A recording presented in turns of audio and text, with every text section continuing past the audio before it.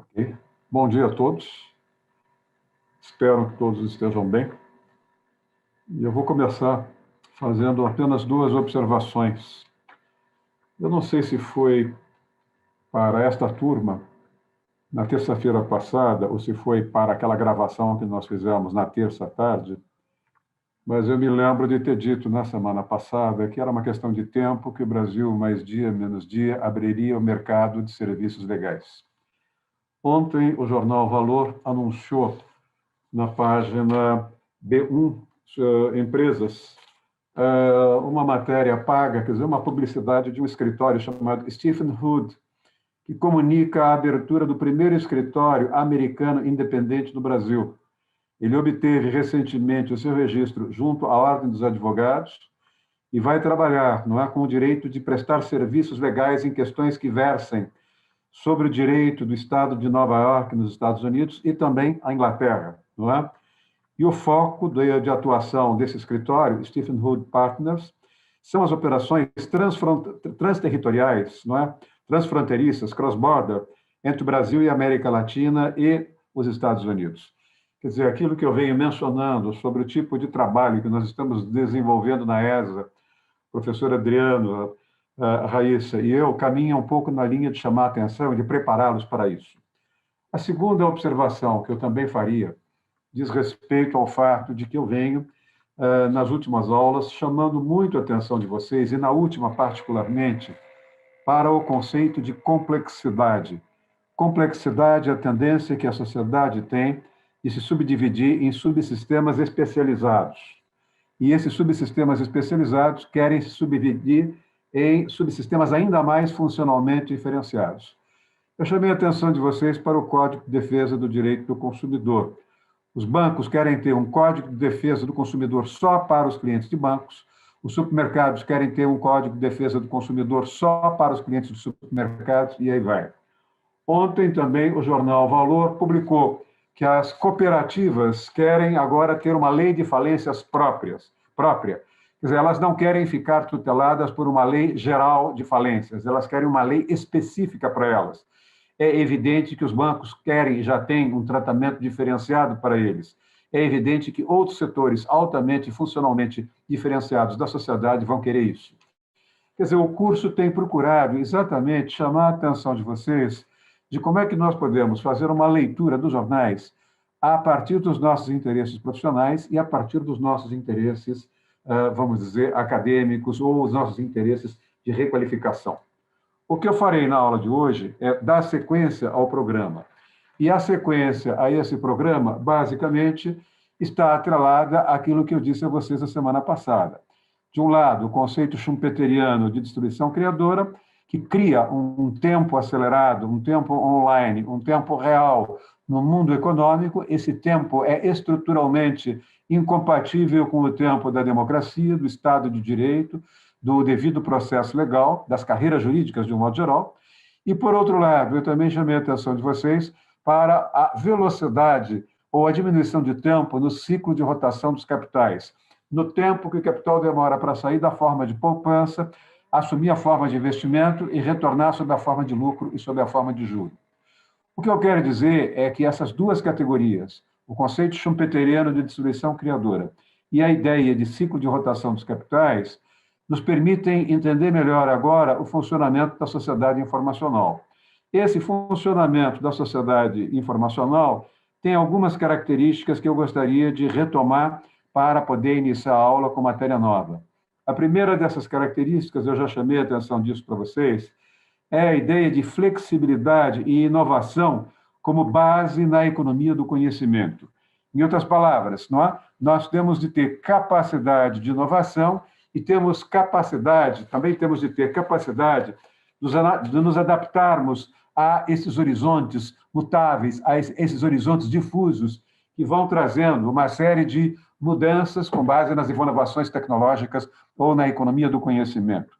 Segundo, nós temos também de ter capacidade de mudança muito rápida aos processos inovadores. Terceiro, nós temos de começar a perceber melhor, porque isso envolve, as novas atividades jurídicas, o que é a regulação dos sistemas de divisa, e de créditos internacionais. Quer dizer, isso muda o perfil dos contratos, principalmente numa economia complexa, em que cada segmento da economia quer um tratamento específico, um tratamento ad hoc para as suas especificidades. Em quarto lugar, nós também temos a necessidade de entender melhor o que é o processo de promoção, de transferência de tecnologia. Eu chamo muito a atenção de vocês para a transferência de tecnologia, não apenas do ponto de vista de pagamento de royalties, mas do ponto de vista de socialização de, vamos dizer, programas tecnológicos por meio de organismos multilaterais. E, com isso, nós temos aí um viés jurídico que está por trás desse processo de promoção de transferência de tecnologia. Chamo muito a atenção de vocês para o caso da Lava Jato. O caso da Lava Jato vem exatamente de um projeto de direito penal internacional da Organização para a Cooperação e Desenvolvimento Econômico, a OCDE, na década de 1970. Ela tenta globalizar o direito penal econômico internacional, estimulando os países, de um modo geral, que pertencem à OCDE, já têm esse compromisso. E os países que têm o status de observador, como é o caso do Brasil, a internacionalizarem aquele documento que foi escrito em 1980-85, em Paris, num grupo informal da OCDE, chamado Grupo Anti-Lavagem de Dinheiro. E esse grupo Anti-Lavagem de Dinheiro é aquele grupo que está abrindo, isso eu já mostrei para vocês, caminho para um outro grupo, que é um grupo também informal, que estuda a corrupção no Brasil, da OCDE. Basicamente, em troca do Brasil aceitar a internacionalização do seu direito penal econômico, o Brasil tinha acesso a fontes de crédito, a fontes novas de tecnologia. Então, o que vocês têm aí é uma promoção de transferências de tecnologia para países em desenvolvimento, em troca de reformas jurídicas, em troca de substituição de um frame jurídico baseado nas famílias franco-românicas, germano-românicas, por um processo de anglo-saxonização do direito, ou seja, uma substituição da civil law pela common law. Além disso, não é? O que eu também quero chamar a atenção de vocês é que nós temos aí a redefinição do regime da propriedade intelectual internacional, quer dizer, o regime das patentes internacionais, novas formas de migração de trabalhadores e aquele que será basicamente o tema da aula de hoje, não é? Novas estratégias em busca de vantagens comparativas. Novas estratégias em busca de vantagens comparativas. Ou seja, no momento em que nós temos a decolagem da sociedade informacional, ela se dá a partir do eixo eletroeletrônico, ela se dá a partir de sistemas mais flexíveis de produção, ela se dá a partir de processos em que é mais fácil abrir uma empresa ou fechar uma empresa e trocá-la de lugar, buscando instalar essa produção industrial na área de tecnologia leve ou consumo intensivo de mão de obra em países, em estados, em municípios, em regiões que tenham baixos custos de produção. Essa estratégia de busca de vantagens comparativas significa a tentativa das empresas mundiais de procurar reinstalar as suas áreas de consumo intensivo de mão de obra e as suas áreas, vamos dizer, de produção de tecnologia intermediária em países, em estados, em municípios, em regiões onde elas possam obter algumas vantagens comparativas. Quais são essas vantagens comparativas? Esse é um processo que, na sociologia, nós chamamos de relocalização industrial. Tirar uma fábrica de um local e recolocá-la em outro local. E qual é a estratégia que está por trás dessa transferência de local, dessa relocalização? A estratégia é, basicamente, diminuir o custo de produção. Lembrem-se que, no conceito schumpeteriano de destruição criadora, eu disse que esse conceito se dá a partir de fase A e fase B. Há uma fase de forte competitividade em que todas as tecnologias são partilhadas, as tecnologias de produção são partilhadas pelos agentes empresariais. Eles têm de cortar custos ou não sobrevivem. Uma das estratégias de cortar custos é exatamente essa de buscar, nas vantagens comparativas, novos locais de produção. Chamo a atenção de vocês para o que está acontecendo. A Melissa, que é uma calçado feminino, a fábrica que era gaúcha foi transferida para Lima, no Peru. Certos investimentos da Duratex, que é uma empresa vinculada à Itaúsa, cuja fábrica era em Jundiaí, foram transferidos para a Grande Buenos Aires, não é? Essas estratégias são estratégias destinadas a cortar custos e tentar atuar no mesmo mercado, competindo dentro de um compartilhamento de tecnologia, mas buscando o corte de custos. Esse corte de custos, o que eu quero chamar a atenção de vocês na aula de hoje, é que ele vai se dar, não é, basicamente em várias áreas, mas eu vou concentrar minha atenção na área jurídica. Como é que nós podemos ver na área jurídica esse processo de relocalização industrial como um processo de corte de gastos, como um processo de corte de custos a partir do conceito schumpeteriano de destruição criadora? Eu chamaria a atenção de vocês para alguns pontos. O primeiro ponto que eu quero chamar a atenção de vocês é que as empresas procuram transferir as suas fábricas para locais onde elas possam pagar menos encargos sociais, onde há menos encargos sociais. Em segundo lugar, elas querem escolher áreas onde a mão de obra é mais barata. Em terceiro lugar, elas querem escolher áreas onde o sindicalismo é mais dócil, onde não há sindicatos, ou onde as lideranças sindicais possam ser cooptadas, possam ser pragmáticas ou possam até mesmo serem corrompidas, não é? Portanto, esse processo de relocalização em busca de vantagens comparativas, ele trabalha, em primeiro lugar, com menos encargos sociais, em segundo lugar, com mão de obra mais barata, em terceiro lugar, com sindicalismo mais dócil, cooptável ou até corrupto, em quarto lugar, as empresas procuram buscar benefícios sociais compensatórios. O que quer dizer isso? Quando uma empresa sai, por exemplo, de São Bernardo e ela vai se instalar no sul do Brasil ou vai se instalar no Nordeste, ela sabe que ela está gerando um vazio econômico em São Bernardo. Mas quando ela vai instalar aquela fábrica de São Bernardo no Rio Grande do Sul ou na Bahia, ela está levando para a Bahia e para o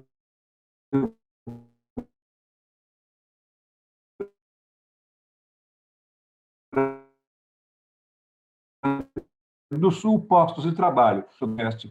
Ela quer alguma coisa em troca do ponto de vista da circulação de riquezas que ela está trazendo. Não é? Nós vamos ver com exemplos que eu vou dar, que quando uma fábrica de automóveis sai do ABC e vai para o Rio Grande do Sul ou para a Bahia, não é?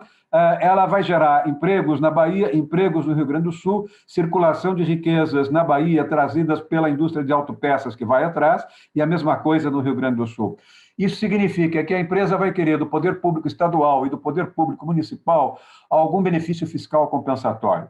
Ela vai querer um terreno já amortizado num distrito industrial, ela vai querer, não é, fornecimento de energia de graça, ela vai querer fornecimento de água de graça, ou ela vai querer uma isenção de IPTU ou uma isenção de ICMS, e vai querer que o governo local também dê uma série de benefícios tarifários e não tarifários. Ela poderia, por exemplo, pedirá crédito favorecido. Isso ficou muito claro quando nós vimos no Brasil algumas empresas de tecidos, notadamente de roupa feminina e de toalhas, de Santa Catarina, na região alemã de Blumenau e Brusque, serem transferidas para o Maranhão e para o estado do Ceará, em troca de uma série de benefícios coordenados, esses benefícios pelo Banco do Nordeste do Brasil, cuja sede é em Fortaleza. Entre outras coisas, elas queriam, inclusive, financiamento a fundo perdido do tempo que uma fábrica demora para ser desmontada em Blumenau e ser remontada no Maranhão ou ser remontada no estado do Ceará, não é? Vejam, são esses benefícios fiscais, são essas aberturas de linhas de crédito que as empresas passam a exigir em troca da escolha deste local ou daquele local para recolocalizar a sua produção industrial. Elas também querem preços de terrenos mais baixos, menos gastos com infraestrutura, e eu vou mencionar agora os dois pontos finais da aula de hoje, não é?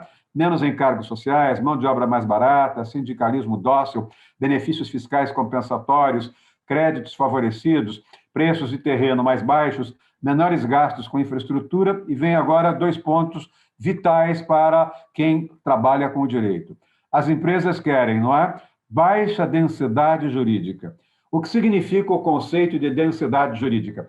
Significa uma, vamos dizer, revogação da malha jurídica, uma simplificação da malha jurídica, uma desregulamentação da atividade empresarial, uma tentativa de diminuir ao máximo possível a intervenção jurídica, ou seja, do Ministério Público, da Defensoria Pública, do Departamento Jurídico dos sindicatos na atividade produtiva. Trabalhar com menor densidade jurídica significa trabalhar com um direito, vamos dizer, deslegalizado, desconstitucionalizado, enxugado, desburocratizado, ou seja, a menor densidade jurídica é menos peso jurídico, quer dizer, é menos regulação, é menos a tentativa que a empresa tem de ficar dependendo daquela parafernália de leis federais, de leis estaduais e de leis municipais. Só de leis federais nós perdemos o controle de quantas leis nós temos, mas há uma estimativa de que nós teríamos entre 170 mil a 180 mil leis federais, só as federais. Vocês imaginem isso do ponto de vista de uma interação com as legislações tributárias estaduais e com as legislações de política urbana das prefeituras. Quer dizer, tudo isso vai, num certo sentido, fazer com que o Brasil tenha, nos rankings da OCDE, uma péssima colocação. Ainda na semana passada, o governo lançou, pelo Ministério da Economia, um projeto para tentar diminuir essa densidade jurídica e melhorar a posição do Brasil no relatório Doing Business, fazendo negócios da Organização para a Cooperação e Desenvolvimento Internacional. Portanto, quer dizer, as empresas vão procurar instalar, não é, as suas fábricas, reinstalar as suas fábricas, relocalizar as suas fábricas em locais onde o custo jurídico, o custo do direito seja mais baixo, o custo da densidade jurídica mais baixa. E elas também vão buscar, e esse é o último item, onde haja uma espécie de acomodação do judiciário, onde haja aquilo que elas chamam de não existência de ativismo judicial. Na semana passada, eu mencionei na palestra que eu dei no final da tarde a ideia de que nós tivemos 3 relatórios do Banco Mundial. Um relatório macroeconômico de 1980 a 1990, um relatório microeconômico de 1990 a 2000 e um relatório de crescimento econômico com sustentabilidade ambiental de 2000 a 2010. O segundo relatório, de 1990 a 2000, é o relatório da microeconomia, onde o Banco Mundial pede menor ativismo judicial. O que ele chama de ativismo judicial é a possibilidade que o legislador tem, e no Brasil isso é claro na Constituição de 88, de editar uma série de princípios e, ao mesmo tempo, fazer com que as regras jurídicas sejam interpretadas a partir desses princípios.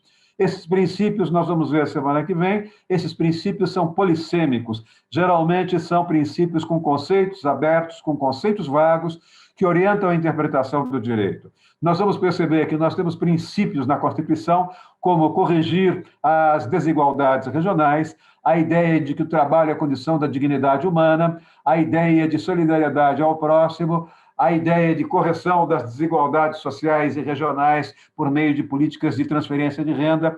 Ou seja, o ativismo judicial é exatamente o momento em que o operador do direito se vale desses princípios constitucionais para reinterpretar o direito positivo. Quer dizer, em vez de uma interpretação mecânica das normas jurídicas, ele, de certo modo, usa como uma graxa hermenêutica, como uma vaselina hermenêutica, estes princípios e reorienta esses princípios num sentido, vamos dizer, em que ele tenta equilibrar a situação do hipossuficiente com o hipossuficiente do ponto de vista de um processo em que o juiz está julgando. No momento em que ele faz isso, ele está levando o julgamento com base em princípios e, com isso, ele embute uma certa subjetividade. E, nessa subjetividade, ele assume uma postura mais progressista e, nessa postura mais progressista, ele assume o benefício ao hipossuficiente em relação ao hipersuficiente. As empresas costumam alegar que isso, de certo modo, gera incerteza jurídica, encarece a sua produção e dificulta o planejamento das suas atividades, vamos dizer, empresariais, principalmente na previsão contábil para eventuais derrotas judiciais. Há muitos, não é, empresas, quando vão fazer o processo de relocalização industrial, contratam escritórios de advocacia especializados nessa identificação de vantagens comparativas, e uma das tendências que os escritórios têm é, por exemplo, buscar, se a empresa quer ir para o Oeste Paulista, mandar um grupo de estagiários ou um grupo de advogados júniores ir para São José do Rio Preto e pesquisar todas as cidades locais, todas as cidades daquela região, a começar, evidentemente, por São José do Rio Preto, para saber quem são aqueles juízes, quem são aqueles promotores, quem são os defensores públicos. Se são jovens formados por universidades públicas que militaram em movimento estudantil, claramente isso é um sinal de advertência. A gente não vai instalar uma fábrica, por exemplo, naquela comarca, porque aquele juiz vai ser um ativista e aquele juiz vai aplicar a legislação, se for do direito do trabalho, se for uma legislação ambiental, com todo o rigor. Agora, se tiver ali um juiz acomodado, um promotor aposentado, que no fundo já não toca os seus processos, porque não vê a hora de se aposentar, esse homem não tem nenhuma preocupação em fazer justiça social, esse é o local em que as empresas vão escolher. Ou seja, ali não há ativismo jurídico, há uma acomodação dos operadores do direito. Esses são estudos cada vez mais sofisticados, e esses estudos sofisticados vão, de certo modo, sendo mapeados pela OCDE. Por exemplo, esse estudo Doing Business da OCDE menciona que o Brasil tem um dos maiores prazos em todo o mundo para a resolução de litígios comerciais na justiça. Na Índia, ele demora 47 meses, no Brasil demora 24 meses, no Canadá, 19 meses, na França, 11 meses, na Nova Zelândia, 7 meses, e em Singapura, 7 meses. O tempo de registro de patentes é quase 4 vezes o da Alemanha, informam as pesquisas da OCDE. O Brasil demora 96 meses como o tempo médio de registro de patentes, na União Europeia, 48 meses, no México, 48 meses, nos Estados Unidos, 32 meses, na Coreia, 30 meses e na Alemanha, 26 meses. A obtenção de licenças para a construção também está entre as mais demoradas. O Brasil tem uma demora média de 469 dias para liberar licenças para a construção de uma fábrica. Na Alemanha são 97 dias, no México 81 dias, na Coreia apenas 30 dias, Singapura e Estados Unidos apenas 26 dias. Para autorizar uma importação em dias, nós vamos perceber que o Brasil demora 17 dias, o México 12 dias, a Holanda 6 dias, Singapura 4 dias. Para autorizar uma guia de exportação, o Brasil demora, em média, 13 dias, o México 12 dias, a Holanda 6 dias e Singapura 5 dias. Tudo isso, de certo modo, aponta claramente que o Brasil, de certo modo, países latino-americanos, de certo modo, ou países como Alemanha e França, são países que têm grande densidade jurídica e, portanto, são países em que o custo de produzir é mais alto do que o custo de produzir de países asiáticos. Aqui eu mencionei Singapura e Tailândia. Há algum tempo atrás, não é? Na época do segundo relatório do Banco Mundial, a OCDE fez um estudo aqui no Brasil, em vários países, e chegou à seguinte conclusão. Esse é um outro estudo do Banco Mundial, esse é um estudo mais recente, esse é um estudo mais antigo, aquele é o mais recente. Mas, por exemplo, vejam, o tempo para abrir uma empresa na Austrália, quando esse estudo foi feito, 2006 a 2010, era de 3 dias, nos Estados Unidos de 5 dias, na França e no México de 8 dias, na China de 13 dias, na Argentina 32 dias, no Brasil 152 dias. Para fechar uma empresa, na Austrália era 1 ano, nos Estados Unidos 1 ano e meio, na França 1 ano e meio e 9 meses, no México 1 ano e 8 meses, na China 2 anos e 4 meses, na Argentina 2 anos e 8 meses, no Brasil 4 anos. A pesquisa, não é, que eu gostaria de chamar a atenção de vocês é para o fato de que, quando o Banco Mundial faz uma pesquisa no Brasil, por que é que as empresas estão saindo do Brasil, por que é que o Brasil está se desindustrializando, as empresas respondem, basicamente, que elas estão saindo do Brasil porque, primeiro, nós temos custos muito altos, e, em segundo lugar, quando nós vamos buscar esses custos muito altos, nós vamos perceber que esses custos dizem respeito a um anacronismo da lei de patentes. Hoje, o Valor Econômico, o Jornal Estado de São Paulo, tem cada uma matéria mostrando que uma decisão do Supremo pode afetar, sobre a lei de patentes, 31 mil empresas no Brasil. Quer dizer, elas estão de cabelo em pé, com medo de um julgamento do Supremo, e são raríssimos os atuais ministros supremos que entendem de direito de patentes, não é? Acho que não entendem de muita coisa, mas de patentes, com certeza, não entendem, não é? Em segundo lugar, as empresas dizem que nós temos uma legislação muito atrasada em matéria de transferência de tecnologia. Em terceiro lugar, o nosso sistema tributário é complexo, as empresas gastam muitas horas, comparativamente falando, com as empresas americanas e europeias, só para prestar, não é? Preencher relatórios e pagamentos e comandas na área dos impostos municipais, estaduais e federais.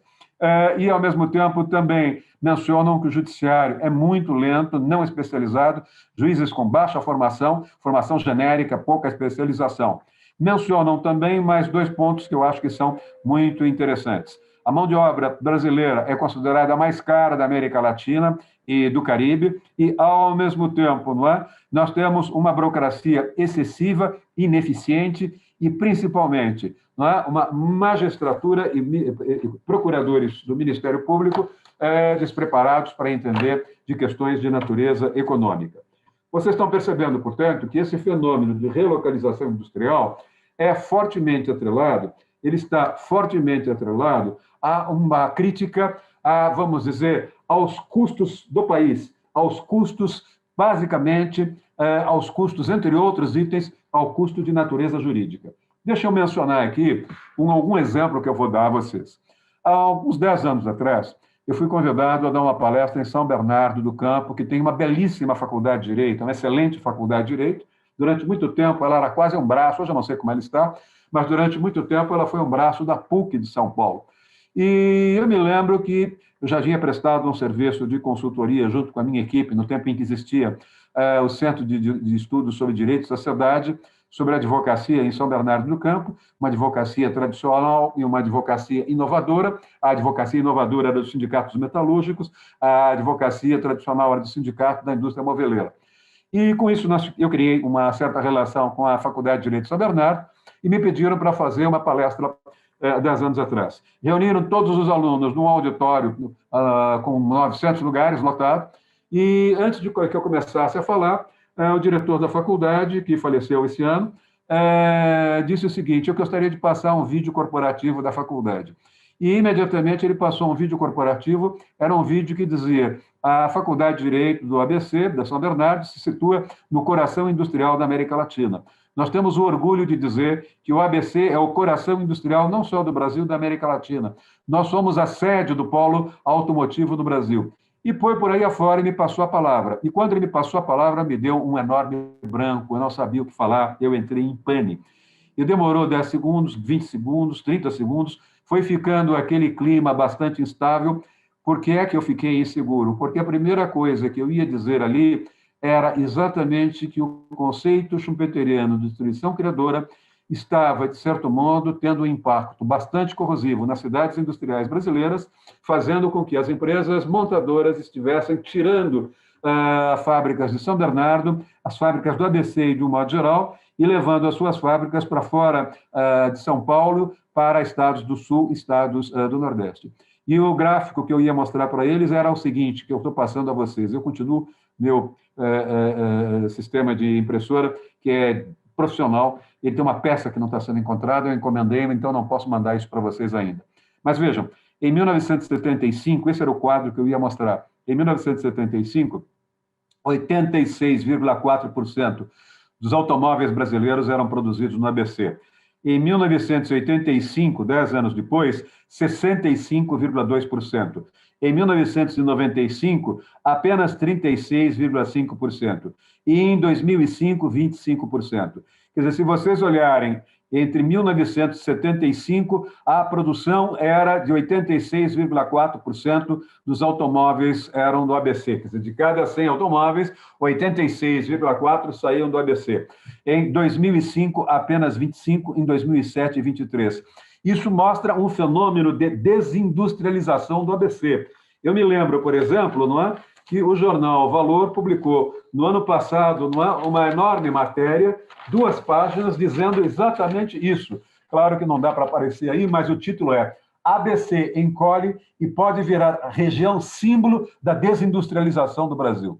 O ABC vai encolher, perde a sua identidade industrial, é obrigada a contratar um grupo de economistas, de certo modo, liderado por um antigo economista do BNDES, para tentar se reinventar como uma região econômica agora baseada no setor de serviços. O que é que aconteceu com o setor montador? O setor montador, basicamente, acabou percebendo que concorrer com as diferentes empresas para cortar gastos e tentar manter o seu benchmarking, só conseguiriam fazer isso se saíssem do ABC e utilizassem essas novas técnicas de sistemas flexíveis de produção para, com uma enorme facilidade de troca de fábricas, desmonto aqui e coloco lá, buscar novas áreas onde eles pudessem, de certo modo, caminhar na linha, como é que eu poderia dizer? Onde eles pudessem, de certo modo, caminhar na linha de uma produção de menos, como é que eu poderia dizer? De menos custos. Só para vocês terem uma ideia do que eu quero dizer, essa destruição dos empregos no setor industrial no ABC levou a uma queda, basicamente, de 249.400 empregos no ABC, só no setor metalúrgico, para alguma coisa como 164 mil. E, ao mesmo tempo, no setor de serviços, os postos de trabalho subiram de 95.782 postos para 214 mil há 4 anos atrás. Quer dizer, vocês tiveram aí um processo de desconfiguração e reconfiguração do ABC em função dessa estratégia que as empresas automobilísticas tiveram, no sentido de buscar a redução de gastos para poder sobreviver naquela lógica da competição schumpeteriana, todas produzindo com as mesmas tecnologias, mas sendo obrigadas a cortar gastos para manter a sua, vamos dizer, participação no mercado. O que nós tivemos, a primeira empresa a perceber isso com uma certa clareza foi a General Motors. A General Motors vai, de primeiro momento, fechar parte da sua produção aqui em São Caetano e vai para Gravataí, onde ela vai fazer, não é, um carro novo, que é o Celta, e depois tem o carro que sucede o Celta. E, ao mesmo tempo, o que ela vai fazer? Ela vai fechar algumas unidades de São José dos Campos, onde produzia carro, e vai levar a produção daquela linha para Gravataí. Na época em que a General Motors fez essa vamos dizer, transferência, não é? Só para vocês terem uma ideia, o grande centro consumidor do Celta é fundamentalmente a região da Grande São Paulo e o eixo da Dutra até o Rio de Janeiro. Não é um carro barato, é um carro popular. Então, era mais barato, em princípio, já que é na Grande São Paulo, produzir na fábrica de São Caetano. Os números do financeiro da GM mostraram exatamente o oposto. É mais barato produzir no Rio Grande do Sul e mandar trazer aquilo de cegonha para São Paulo do que arcar com os custos trabalhistas de São Bernardo e São José dos Campos. São Bernardo, nós temos a CUT, e em São José nós tínhamos, na época, um sindicato vinculado vamos dizer, com lutas, eu não sei se era o PCO ou o PSTU, que é um partido de esquerda mais radical. Em primeiro lugar, em Gravataí era um sindicato mais dócil, o sindicato de São José era extremamente indócil e o sindicato do São Bernardo era difícil de negociar. Mas o que falou mais alto foi que o trabalhador em Gravataí tinha o mesmo treinamento na GM, tinha as mesmas funções de um montador, quer dizer, de um metalúrgico em São José dos Campos. Mas em São José dos Campos, o piso inicial era de R$ 1.102 e em Gravataí, R$ 718.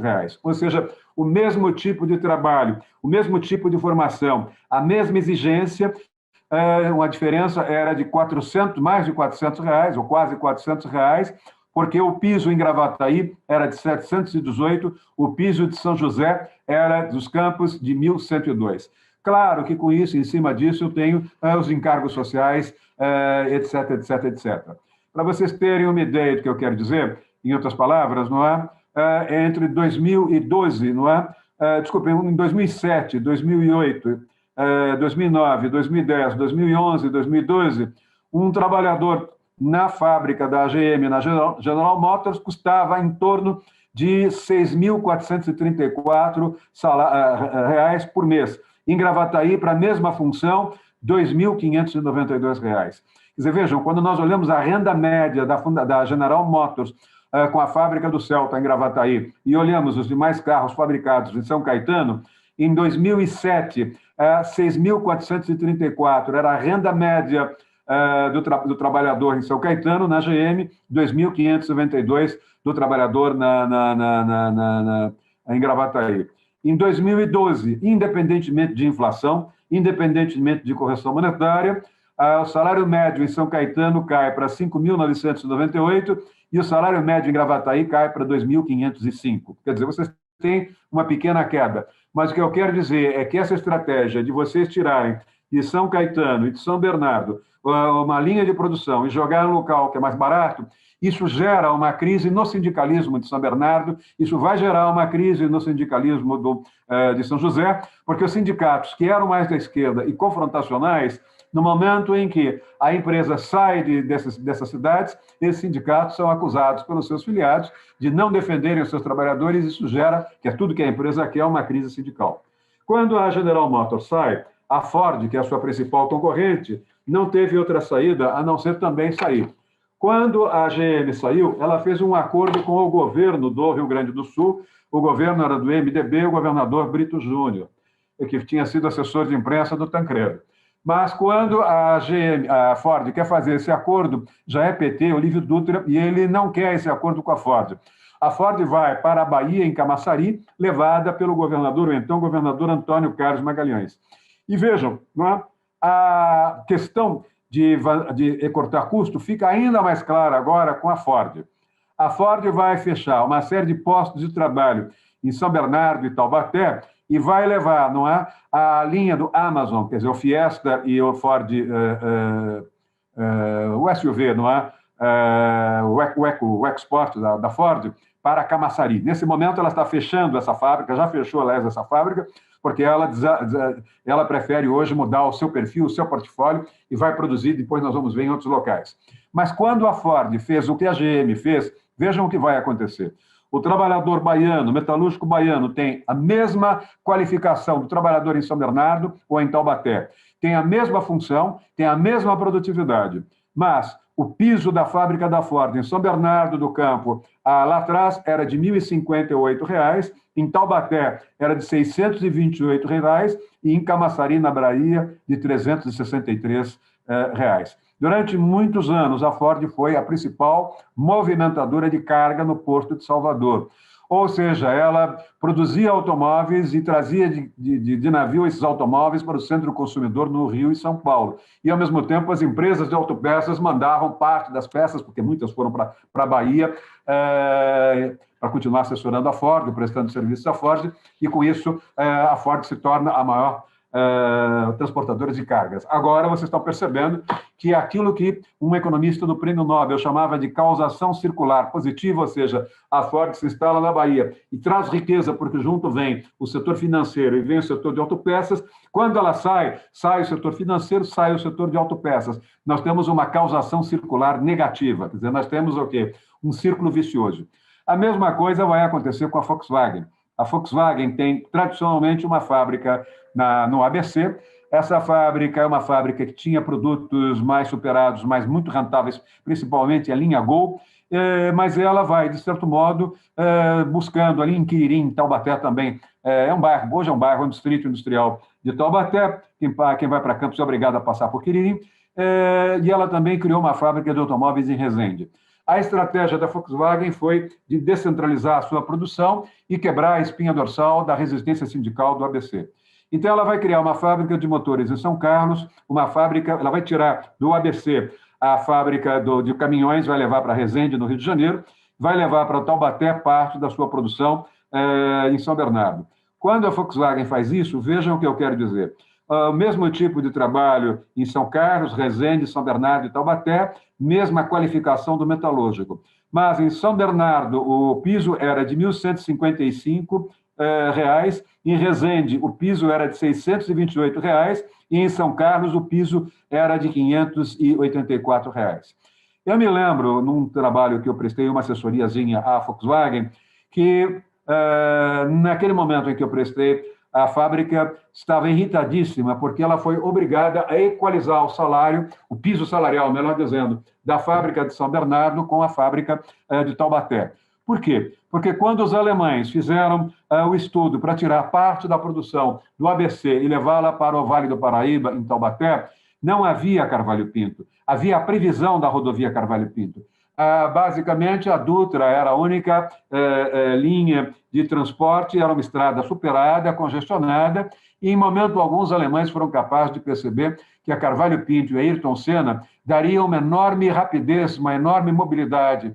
E eles não perceberam que o Sindicato dos Metalúrgicos do ABC, quando percebeu que a fábrica do ABC levaria algumas linhas de produção lá para Taubaté, e o custo, o piso seria muito baixo, eles começaram a pegar as Brasílias velhas do Sindicato dos Metalúrgicos do ABC, às 5 horas da manhã. Entravam, não tinha radar naquela época, entravam irresponsavelmente com aquelas Brasílias a 150 e em 50 minutos, 1 hora, estavam na porta da fábrica da Volkswagen em Quiririm, fazendo piquete. E com isso fizeram tanto piquete que houve um momento em que a Volkswagen não teve alternativa a não ser aceitar, ela cedeu naquele momento a equiparação do piso salarial entre Taubaté e São Bernardo do Campo.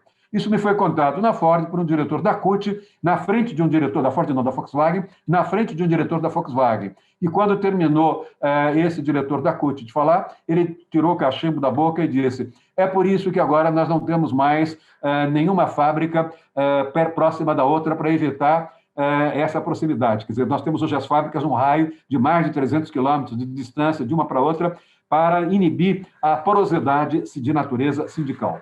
Tudo isso, de certo modo, vai fazendo com que nós tenhamos a aceleração, a partir da decolagem da sociedade industrial, nós tenhamos a aceleração desse processo de relocalização industrial. E isso vai se dar não só no setor montador, no setor metalúrgico, mas vai se dar em todos os demais setores industriais. Eu quero que vocês vejam aqui um dado que é um dado interessante.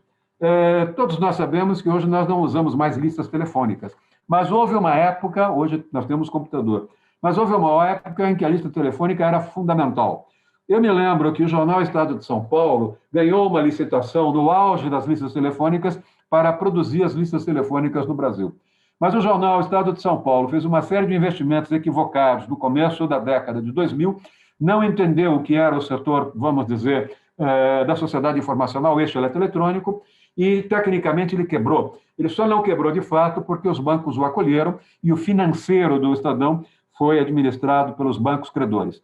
O que os bancos começaram a fazer na época foi: vamos continuar, não é, publicando as listas telefônicas de São Paulo, da cidade de São Paulo. Mas tem um detalhe: para publicar, para ganhar a licitação, o Jornal Estado de São Paulo tem uma gráfica no bairro do Limão, onde produz jornais, Jornal Estado, na época Jornal da Tarde, Jornais de Barros e o Jornal de Barros e o Grande ABC, comprou uma outra gráfica em Tamboré, em Osasco, só para fazer a publicação das listas telefônicas.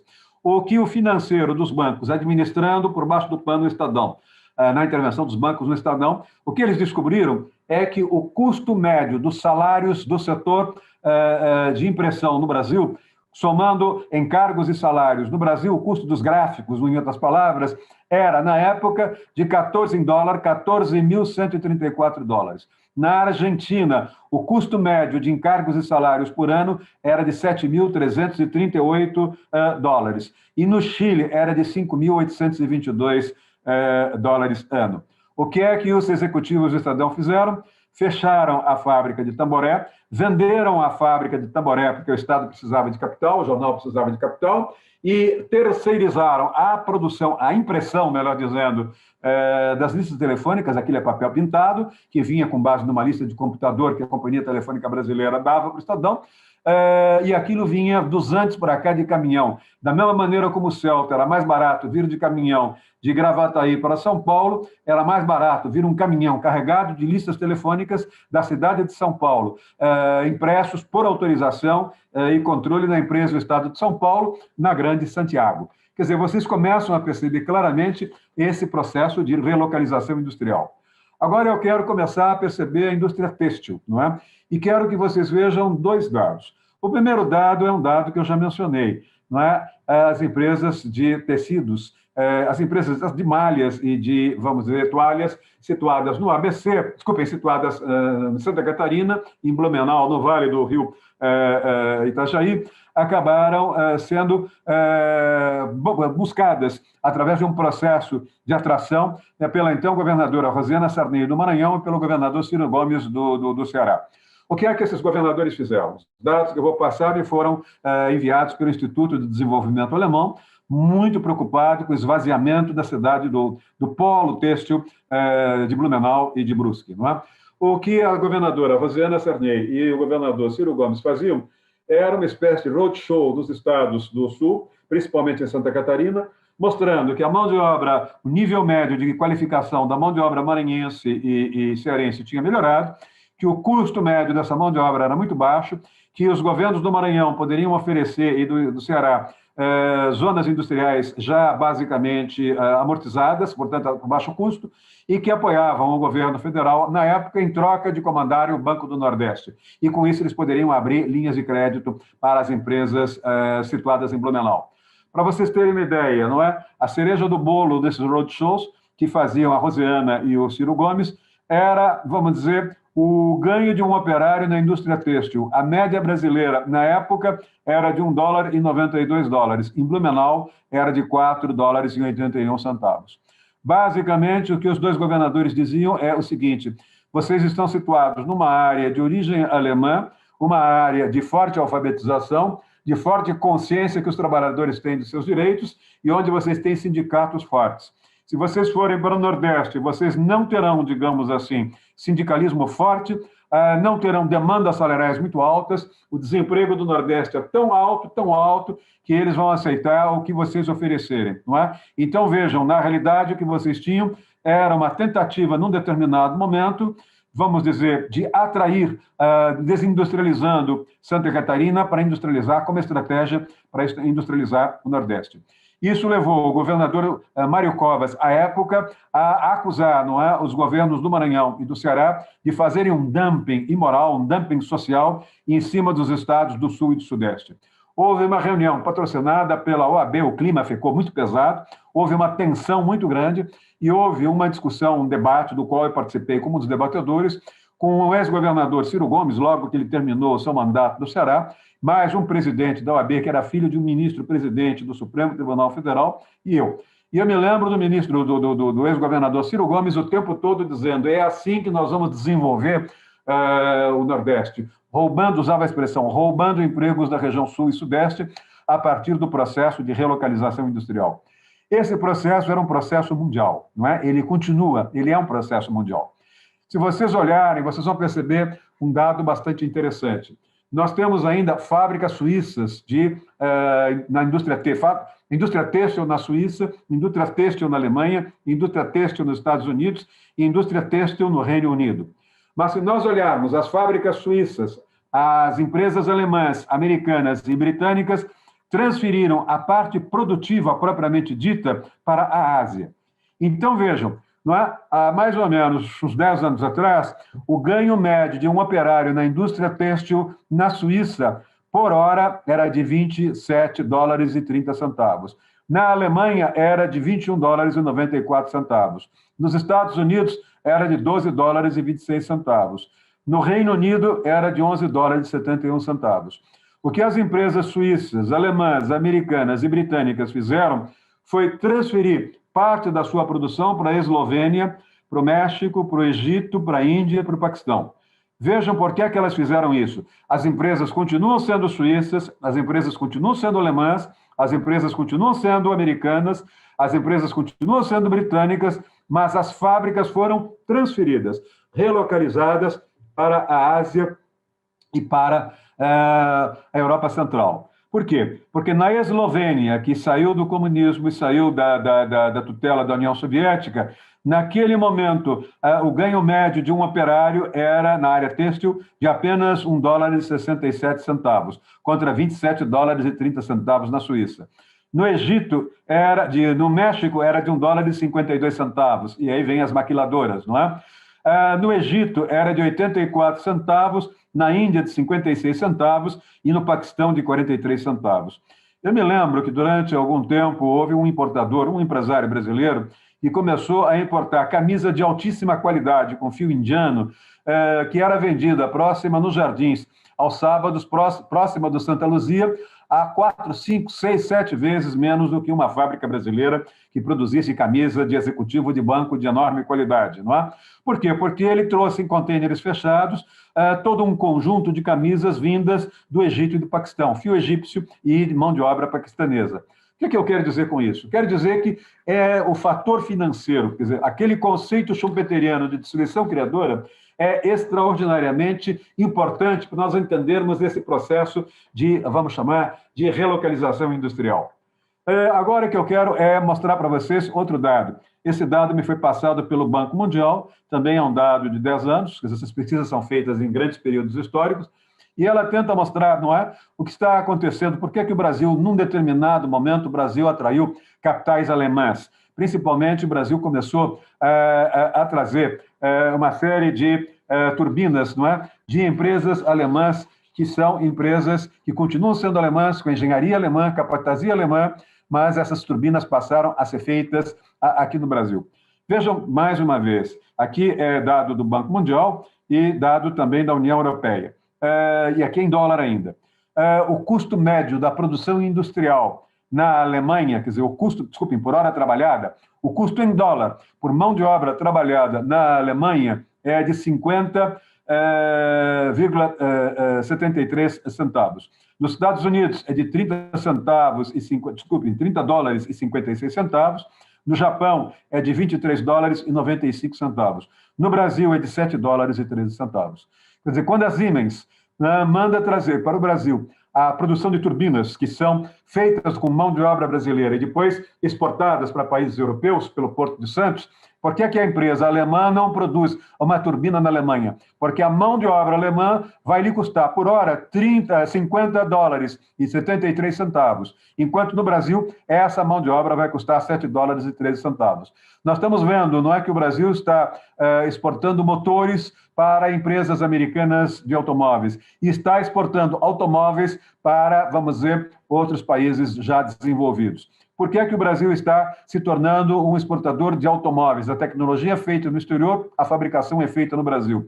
Porque o Brasil tem uma mão de obra trabalhada média no setor industrial de 7 dólares e 13 centavos e a Alemanha tem 50 dólares e 73 centavos. Os Estados Unidos, 30 dólares e 56 centavos. O Japão, 23 dólares e 95 centavos. A Índia, 1 dólar e 6 centavos na produção industrial. E no México, 3 dólares e 91 centavos. A diferença para o Brasil é que a mão de obra mexicana é um pouco, em algumas áreas, é um pouco inferior à brasileira, e na Índia, a mão de obra industrial é bastante inferior à brasileira. Quer dizer, o que eu estou procurando mostrar para vocês é, claramente, não é, que o custo de mão de obra vai diminuindo à medida em que eu vou saindo do Ocidente e vou caminhando para o Oriente, vou caminhando para a Ásia, não é? E isso tudo vai gerando, não é, aquilo que eu chamei de causação circular positiva e de causação circular negativa. Quer dizer, quando uma empresa sai de Jundiaí, ela gera uma crise econômica em Jundiaí, e quando ela se instala numa pequena cidade da Ásia, ela traz o progresso a um baixíssimo custo para esses países na Ásia. Agora eu vou trabalhar em euros, salário industrial por hora em euro. Por que eu vou trazer agora em euro? Se vocês olharem, vocês vão perceber um dado interessante, não é? Eu estou querendo me lembrar, me falta o nome, mas tinha uma empresa de roupa para mulheres bastante finas, né, que era produzida por uma empresa italiana. Essa empresa italiana comprava, ela terceirizava, no fundo ela era uma empresa de logística, embora ela parecesse ser uma empresa de têxtil, como é a Zara hoje, não é? Mas era uma empresa que, inclusive, tinha um carro, patrocinava uma escuderia na Fórmula 1. Me falta o nome dela agora. Essa empresa era uma empresa de logística. Ela encomendava, com pequenos escritórios de estilistas, modas, mandava fazer os moldes e distribuía pela Ásia. E ela distribuía pela Ásia, onde a mão de obra era barata, depois tinha um sistema de buscar a transferência daquela produção, levava os tecidos, mas buscava aquilo que era produzido e redistribuía. Essa é a mesma política da Nike, não é? A Nike não produz um pé de tênis, ela é uma empresa de logística. Ela pede a estilistas o projeto, ela, vamos dizer, dissemina moldes na Ásia, manda entregar matéria-prima e manda buscar os sapatos e redistribui aquilo e faz a publicidade. Onde é que está a chave do negócio? Mais uma vez, cortar custo, conceito schumpeteriano de destruição criadora. Vejam que isso vai ter um impacto brutal nos direitos, de um modo geral. Direito do trabalho, direito comercial, direito administrativo, direito tributário. Isso vai ter um impacto no mundo jurídico brutal, não é? Agora, vejam o que eu quero dizer. Europa, portanto, euro agora. A Alemanha, o salário... Agora é salário, não tem encargo aí. Na Alemanha, o salário industrial em euro, de 25 anos atrás, era de 27 dólares em 2015 e 60 centavos. Na França, 20 dólares e 7 centavos. Na Inglaterra, 20 euros, estou falando em dólar, mas é tudo euro. Então, repetindo, na Alemanha, 27 euros e 60 centavos. Na França, 20 euros e 70 centavos. Na Inglaterra, 20 euros. Na Itália, 17 euros. Na Polônia, que é um país desenvolvido, em desenvolvimento, mão de obra altamente qualificada, 2 euros e 7 centavos. Na Hungria, 2 euros. Na República Tcheca, 2 euros. E na Lituânia, 1 euro e 4 centavos. Se vocês olharem hoje e forem à Itália e perguntarem como é que vai a Fiat, como empresa italiana, os italianos vão soltar um sonoro palavrão. Vão dizer que a administração da Fiat está em Londres e que a produção da Fiat está no leste europeu, que a Fiat e as famílias, os diretores da Fiat são filhos disso ou daquilo, porque eles deslocaram a produção industrial da Fiat da Itália, onde o salário industrial médio é 17 dólares, para a República Tcheca, para a Hungria, onde é 2 euros, eu estou falando em dólar, agora são 2 euros, e na Polônia, 2 euros e 70 centavos, na Lituânia, 1 euro e 40 centavos. Se vocês olharem, a Renault transferiu fábrica para o Brasil, fábrica para a Argentina, fechando fábricas na Bélgica e fechando fábricas na área de Lille, que é a área industrial francesa, para reabrir em algumas linhas de produção na Hungria, na Polônia, pagando 2 euros o salário médio, enquanto na França o salário médio é de 20 euros e 7 centavos. Para vocês terem uma ideia do que eu quero dizer, vejam agora, 10 anos atrás, o salário mínimo que vocês tinham na República Tcheca. São dados de um pouquinho mais, são dados de 12 anos atrás. Na República Tcheca, o salário mínimo era, 12 anos atrás, de 308 dólares. Na Hungria, 293 dólares, tudo mês, não é? Na Lituânia, 203 dólares. Na Polônia, 270 dólares. Na Eslováquia, 227 dólares. Na França, 1.608 dólares. Na Holanda, 1.617 dólares. Na Bélgica, 1.579 dólares. Quer dizer, se vocês olharem, a Bélgica, a Alemanha, a Holanda e a França sofreram um brutal processo de desindustrialização. Lembram que quando eu dei a aula da semana passada, eu disse que o processo de desindustrialização da França levou a um forte desemprego.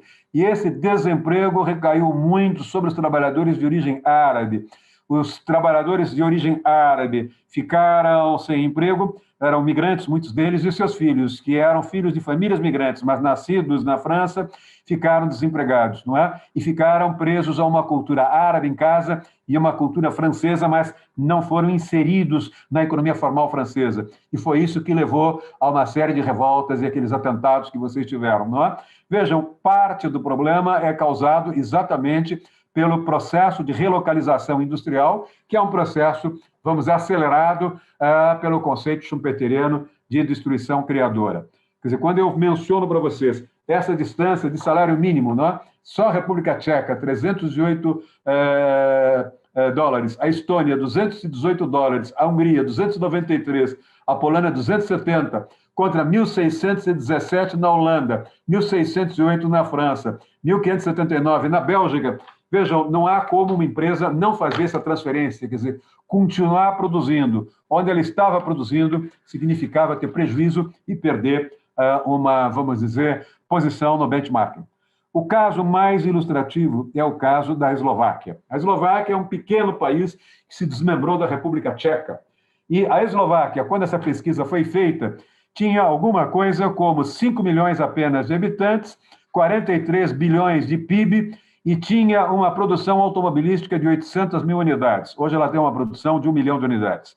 Vejam, pensando no tempo da sociedade industrial, faz sentido um país pequeno, muito pequeno, um país que só tem 5 milhões de habitantes, e nesses 5 milhões de habitantes vocês têm criancinhas de um dia, vocês têm criancinhas da idade da minha neta, 1 ano, vocês têm velhinhos, muito mais velhinhos do que eu, que são quase praticamente morando na horizontal, não é? Em casa de asilos. Quer dizer, o número de pessoas que não tem carta, que não tem dinheiro para comprar automóvel é muito grande. Eu não sei quanto é esse número de pessoas sem carta para dirigir, carta de habilitação, ou sem condições de comprar um automóvel, ou sem condições físicas de dirigir. Mas vamos imaginar que seja alguma coisa em torno de 1,5 milhão. Nós temos um país de 5 milhões de habitantes produzindo 1 milhão de automóveis ano. Não é? Se nós tirarmos 1,5 milhão de crianças e velhos, 3,5 milhões. O que é que aconteceu com a Eslováquia? Por que a Eslováquia, não é, se tornou uma empresa capaz de atrair a Peugeot, a Renault, a Kia, a GM, a Ford e a Volkswagen? Por um motivo bastante simples. Na sociedade industrial não fazia sentido, é aquilo que eu chamei na aula da semana passada de mercados diferidos. Cada empresa se instalava no mercado e considerava o país em que aquela empresa estava instalada uma espécie de economia autossustentada. O que nós vamos perceber é que na sociedade informacional, no mundo globalizado, as empresas dependem fundamentalmente de mercados globalizados. E, portanto, elas têm de trabalhar com plataformas, ou, se quiserem, com, vamos dizer, o termo técnico é esse, plataformas de exportação. A Eslováquia foi escolhida pelas empresas automobilísticas pela sua posição no leste europeu, pela qualidade da sua mão de obra, pelos benefícios que o governo eslovaco deu, pelo baixíssimo custo de produzir ali na Eslováquia. Ela foi transformada pela Peugeot, pela Renault, pela Kia, pela Ford, pela GM, pela Volkswagen, numa espécie de centro distribuidor, centro de exportação para toda a Europa do leste europeu e também para a Europa ocidental. Se nós olharmos, nós vamos perceber que as empresas chinesas escolheram um pequeniníssimo país.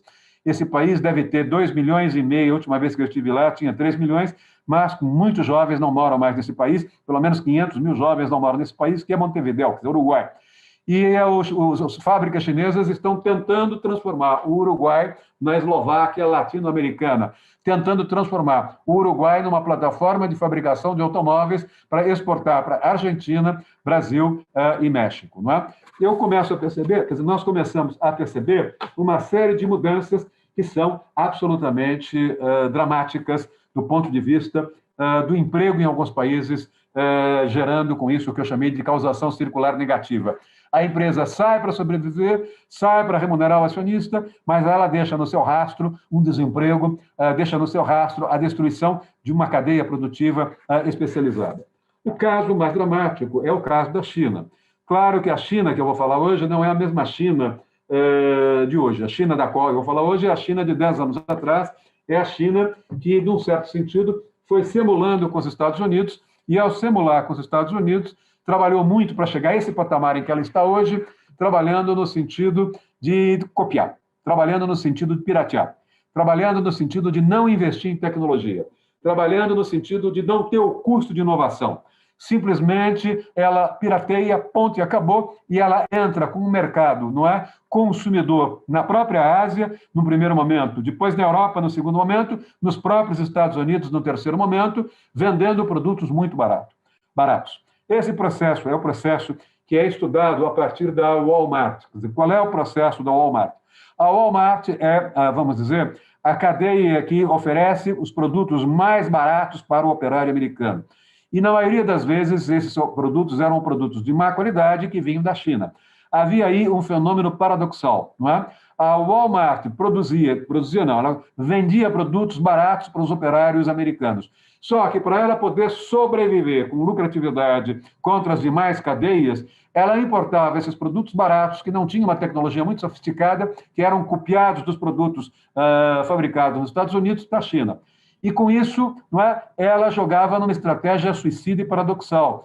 Quer dizer, de um lado, ela dependia do mercado consumidor, cujo cliente era o operário industrial. Mas como ela produzia, ela comprava, melhor dizendo, produtos produzidos na China, quanto mais ela comprava produtos na China, mais ela gerava empregos na China, em detrimento do emprego no trabalho americano, na economia americana. Ou seja, no momento em que a Walmart comprava produtos na China, ela gerava emprego em empresas americanas instaladas na China que desempregavam operários, que eram os clientes da Walmart nos Estados Unidos. Na sociologia do direito, esse paradoxo, esse fenômeno paradoxo se chama walmartização da produção, ou seja, a relocalização industrial, que é um conceito que vem a partir do processo schumpeteriano de destruição criadora e do ciclo de rotação dos capitais ficando mais curto, basicamente, não é? Tem aí um caráter paradoxal, e esse caráter paradoxal é dramático com relação à China, naquele período de 1970, dos tigres asiáticos, até mais ou menos 2000, até mais ou menos o começo do século XXI, em que a China usou e abusou dessa estratégia. Deu tão certo que ela cresceu de uma tal maneira que ela foi obrigada a dar o pé à frente, quer dizer, botar o pé na hierarquia e crescer em tecnologia, e no momento em que ela cresce em tecnologia, a China, num determinado momento, já em algumas áreas, tem de se sofisticar do ponto de vista tecnologia, e ela começa, em algumas áreas mais sofisticadas, a abandonar essa estratégia de pirateamento. Mas ainda assim, ainda hoje, nós temos uma série de produtos, mais dezenas de milhares de produtos que são fabricados na China a custo muitíssimo barato do ponto de vista dessa estratégia de relocalização industrial. Os casos estudados pela literatura são basicamente três. São os casos das áreas de brinquedos, calçados e tecidos. Os brinquedos, calçados e tecidos são áreas intensivas de mão de obra, ou seja, elas ocupam muita mão de obra. E se vocês olharem, nós já tivemos, no meu tempo de criança, não é? A Estrela, na rua Joaquim Távora, na Maranhão, na Aclimação, era na Vila Mariana, melhor dizendo, era uma grande empresa industrial brasileira. Se vocês olharem, nós tínhamos na área de calçados, os calçados de Franca e os calçados do Rio Grande do Sul, da zona de São Leopoldo, da zona alemã de São Leopoldo e Novo Hamburgo, não é? Se nós olharmos, nós tínhamos uma indústria têxtil, uma forte indústria têxtil no Brasil e uma forte exportação de produtos têxteis para os Estados Unidos. Mas, de repente, o Brasil perde, não é? Para a China, o mercado de sapatos nos Estados Unidos, perde o mercado de brinquedos aqui no Brasil, a Estrela vai se tornar uma importadora de brinquedos e tem dificuldades também com a área de tecidos. O Brasil começa a perder muitos mercado no exterior para a área de tecidos. Eu vou isolar aqui, no caso da China, a comparação em dois itens: custo hora em mão de obra e a carga efetiva trabalhada por mês. Vejam bem, e vou trabalhar com 5 categorias: operário, torneiro, mecânico, secretária, engenheiro e gerente. Vejam, agora eu quero que vocês só fechem o foco, não é? Claro que quando eu falo na relocalização industrial, nos custos de produção, eu estou falando nos seguintes itens, para vocês terem uma ideia: potencial de crescimento da economia de um país comparado com outro, estabilidade política, controle da corrupção, burocracia, respeito à propriedade intelectual, saúde do sistema financeiro, saúde do sistema tributário, capacidade gerencial, inovação tecnológica, investimento em pesquisa e desenvolvimento, custo de mão de obra, escolaridade média da produção, infraestrutura geral, infraestrutura de estradas, infraestrutura de portos, infraestrutura de telecomunicações, profissionais de alta qualificação, acesso à internet, potencial de mercado consumidor interno, potencial de mercado consumidor externo, grau de internacionalização da economia, disponibilidade de fornecedores locais e prestadores de serviços locais e internacionais, direitos trabalhistas, direitos sociais e custo do judiciário, custo do direito do país. Vejam, isso compõe uma planilha para a empresa poder fazer a decisão de fechar aqui, abrir lá, fechar lá e abrir aqui. Agora, eu quero olhar, basicamente, num fator que foi decisivo para que a China tomasse espaço das empresas brasileiras, que é o custo da mão de obra, não é? E a carga horária efetiva trabalhada por mês. Eu estou comparando aqui, portanto, o operário, o torneiro mecânico, a secretária e o engenheiro gerente brasileiro e chinês. O custo hora da mão de obra brasileira de um operário é de $8,26. É antes da pandemia, não é? Torneiro mecânico é de $7,52. A secretária de uma empresa industrial brasileira, $8,78. O engenheiro ou gerente dessa fábrica, $18,02. Se vocês olharem, não é, basicamente, os mesmos níveis funcionais na China antes da pandemia, quase, digamos, final de 2015 para cá, não é? Mais ou menos, a pandemia do ano passado para cá. Mas, enfim, dados de 2015, o operário brasileiro ganhava $8,26, o operário chinês ganhava 32 centavos de dólar. $8,26 para 32 centavos. O torneiro mecânico ganhava, no Brasil, $7,52 e o torneiro chinês, 66 centavos apenas. A secretária brasileira, $8,78, a secretária chinesa, 66 centavos. E o engenheiro brasileiro e o gerente brasileiro, que ganhavam 18,02, o seu correspondente na fábrica chinesa de tecidos, calçados e brinquedos, 85 centavos de dólar. Quer dizer, vejam, não dá para o Brasil concorrer. Se nós isolarmos o custo de mão de obra, claro que a gente pode isolar uma série de outras coisas, também nós perdemos. Mas se eu isolar exclusivamente o custo de mão de obra como estratégia de corte de gasto para manter a empresa competitiva frente a um processo schumpeteriano de destruição criadora, eu vou perceber agora por que é que eu tenho um forte discurso das Fiespes da vida, no sentido de uma reforma trabalhista, de uma reforma dos direitos sociais, de um enxugamento dos direitos, de uma desconstitucionalização dos direitos de um modo geral. E quando eu olho, basicamente, a carga efetiva trabalhada por mês, quando eu olho, não é, a carga efetiva trabalhada por mês, a minha situação aí será ainda mais dramática. Eu vou perceber que o Brasil tem, não é, num determinado momento, o Brasil tem, não é, se eu olhar bem, essa pesquisa mostra que o operário brasileiro trabalha efetivamente por mês 153 horas. O torneiro mecânico brasileiro trabalha 153 horas. A secretária brasileira trabalha 153 horas. O engenheiro e o gerente trabalham 153 horas por mês. É um dado curioso, não é? Eu percebo claramente que tem uma hierarquia salarial, quer dizer, o operário brasileiro ganha, na média horária, $8,26, o torneiro, $7,52, a secretária, $8,78, o engenheiro e o gerente, $18,02.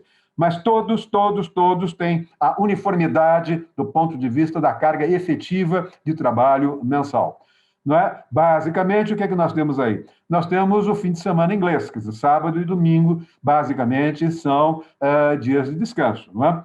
Quando nós olhamos a carga horária mês na China, nós vamos perceber que, além daquela, vamos dizer, pequena hierarquia, o operário chinês ganha 32 centavos, o torneiro mecânico 66 centavos, a secretária 66 centavos, o engenheiro gerente 85 centavos. Na China, o operário trabalha efetivamente por mês 218 horas, o torneiro mecânico 212 horas, a secretária 212 horas e o engenheiro e o gerente $207. O que é que eu estou querendo dizer? Não é? O que é que tem, que tipo de problema tem por trás desses números que eu estou mencionando? Vejam, o que eu estou tentando mencionar é que esse é um dado do Banco Mundial, é que o custo de produção da China, vejam, a China é o primeiro item aqui. Nessa pesquisa do Fundo Monetário Internacional e do Banco Mundial, ela rigorosamente dá traço, não é? Quando nós olhamos aqui, à medida que vai avançando essa linha vermelhinha, são os países que têm um custo mais alto. Vejam, se vocês olharem, vocês vão perceber que a China dá traço. Quer dizer, comparativamente, o segundo país com custo mais barato de produção é bem mais alto do que a China, é o México. O terceiro é a República Tcheca, a quarta é a Hungria. Aqui está a Alemanha, os Estados Unidos, Japão, Reino Unido, França e Itália. Vejam, se vocês olharem, eu quero que vocês percebam claramente que na base desse cálculo estão países europeus desenvolvidos. É a Alemanha, Estados Unidos, Japão e Reino Unido. Aqui em cima vocês têm a República Tcheca, a Hungria, México, Taiwan e Coreia do Sul. Quer dizer, o que eu estou querendo mostrar para vocês? Esse é um dado absolutamente dramático.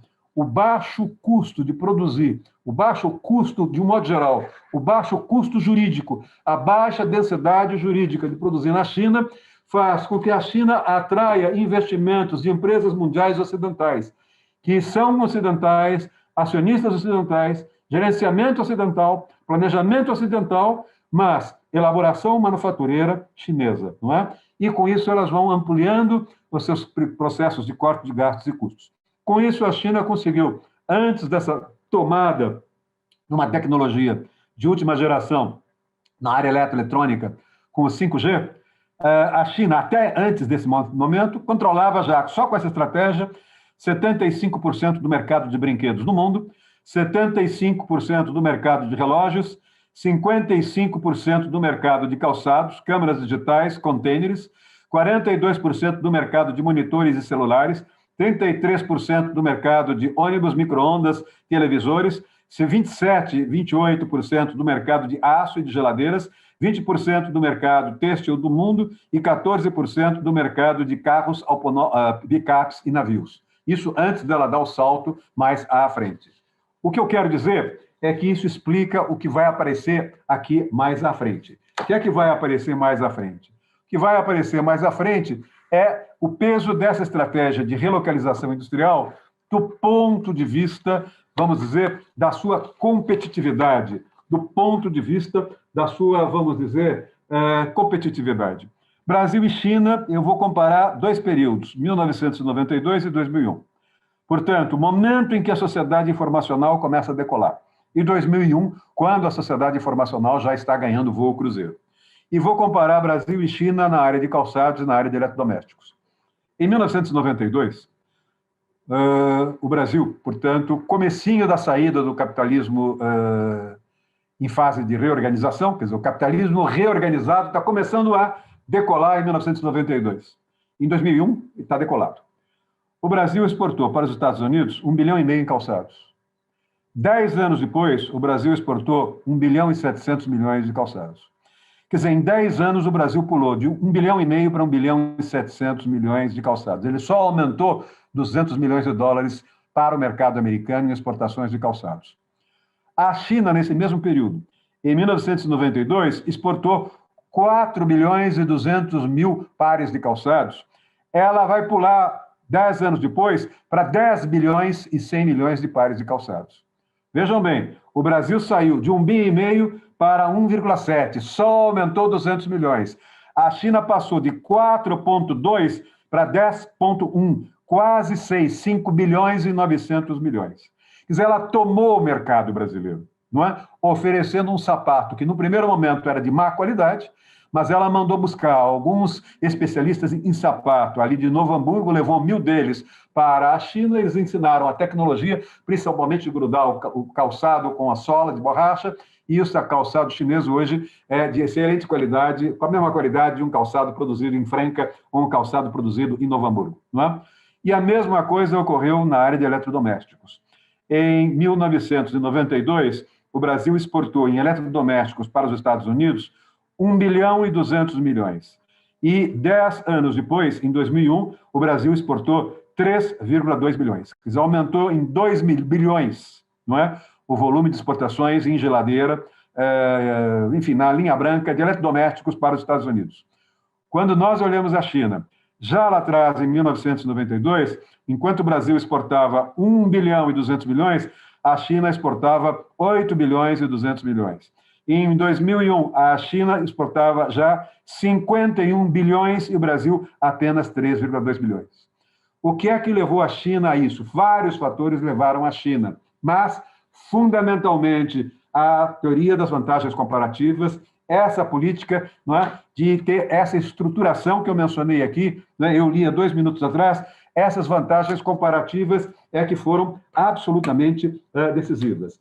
Essas, não é, vantagens comparativas foram absolutamente decisivas.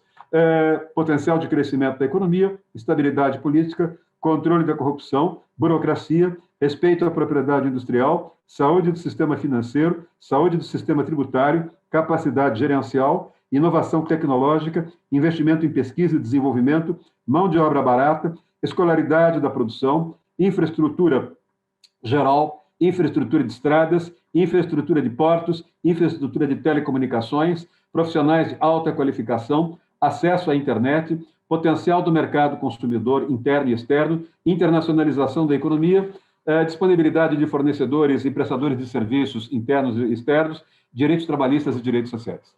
Olhem agora uma última pesquisa com China e Ásia, antes de falar o que eu quero mencionar. Agora eu quero chamar a atenção de vocês para o papel do Brasil, o papel da China e o papel da Coreia, que adotou o mesmo modelo chinês, também um governo autoritário, para poder se desenvolver. Em 1980 e 84, Brasil, Coreia e China tinham mais ou menos a mesma posição equivalente do ponto de vista da participação nas exportações mundiais. O Brasil tinha 1,2% das exportações mundiais, a Coreia tinha 1,2% das exportações mundiais e, segundo a OMC, pasmem, a China tinha apenas 1,1% das exportações mundiais. Ou seja, há mais ou menos 40 anos atrás, o Brasil estava 0,1% à frente da China nas exportações mundiais. 1,2% Brasil, 1,2% Coreia e 1,1% China. Em 2008, o Brasil pulou de 1,2% para 1,3%, a Coreia mais do que dobrou, pulou de 1,2% para 2,7%, e a China passou de 1,1% para 9,1%. Os últimos números que nós temos aqui são 2015 e 2016, essa pesquisa é uma pesquisa de 2016, mostra que o Brasil continua estacionado. O Brasil tem hoje a mesma participação na economia mundial, nas exportações mundiais, que tinha em 1980, 1,2%. A Coreia tem mais de 3%, ela lá atrás estava com 1,2%, e a China hoje tem perto de 15%, quase 15%. Quer dizer, se vocês olharem esse fenômeno de walmartização, esse fenômeno de relocalização industrial, foi, de certo modo, vital para que os países asiáticos pudessem, de certo modo, se desenvolver. Para a China, essa estratégia se esgotou. Claro que na área, ela depende disso, mas não só disso hoje. Ela depende hoje de muito mais coisas. Ela se sofisticou. Só para vocês terem uma ideia do que eu quero dizer, na sofisticação chinesa, em 1978, a China, que é um país de dimensão continental, com mais de 1 bilhão de habitantes, tinha apenas 990 mil alunos de graduação e tinha apenas 165 mil alunos de pós-graduação. Em 2013, a China tinha 30 milhões de alunos nos cursos de graduação e tinha 13 milhões nos cursos de pós-graduação. E o maior número de estudantes estrangeiros nos Estados Unidos, em Berkeley, Harvard, nas universidades de ponta, eram chineses. Quer dizer, a China percebeu claramente a decolagem do Japão, foi atrás, a Coreia percebeu a decolagem da China, foi atrás, e outros países como o Vietnã estão também adotando a mesma estratégia. Qual é o problema que eu estou chamando a atenção de vocês? Eu estou trazendo para vocês um problema bastante complicado. Qual é o problema que eu estou trazendo, não é? O problema que eu estou trazendo, basicamente, é um problema em que eu chamo a atenção de vocês para a questão da necessidade de nós começarmos a olhar, de certo modo, revisar a nossa maneira de olhar o direito, não é? Eu não estou endossando o que eu estou dizendo, mas eu estou dizendo que aquilo que eu vou falar é algo que merece atenção.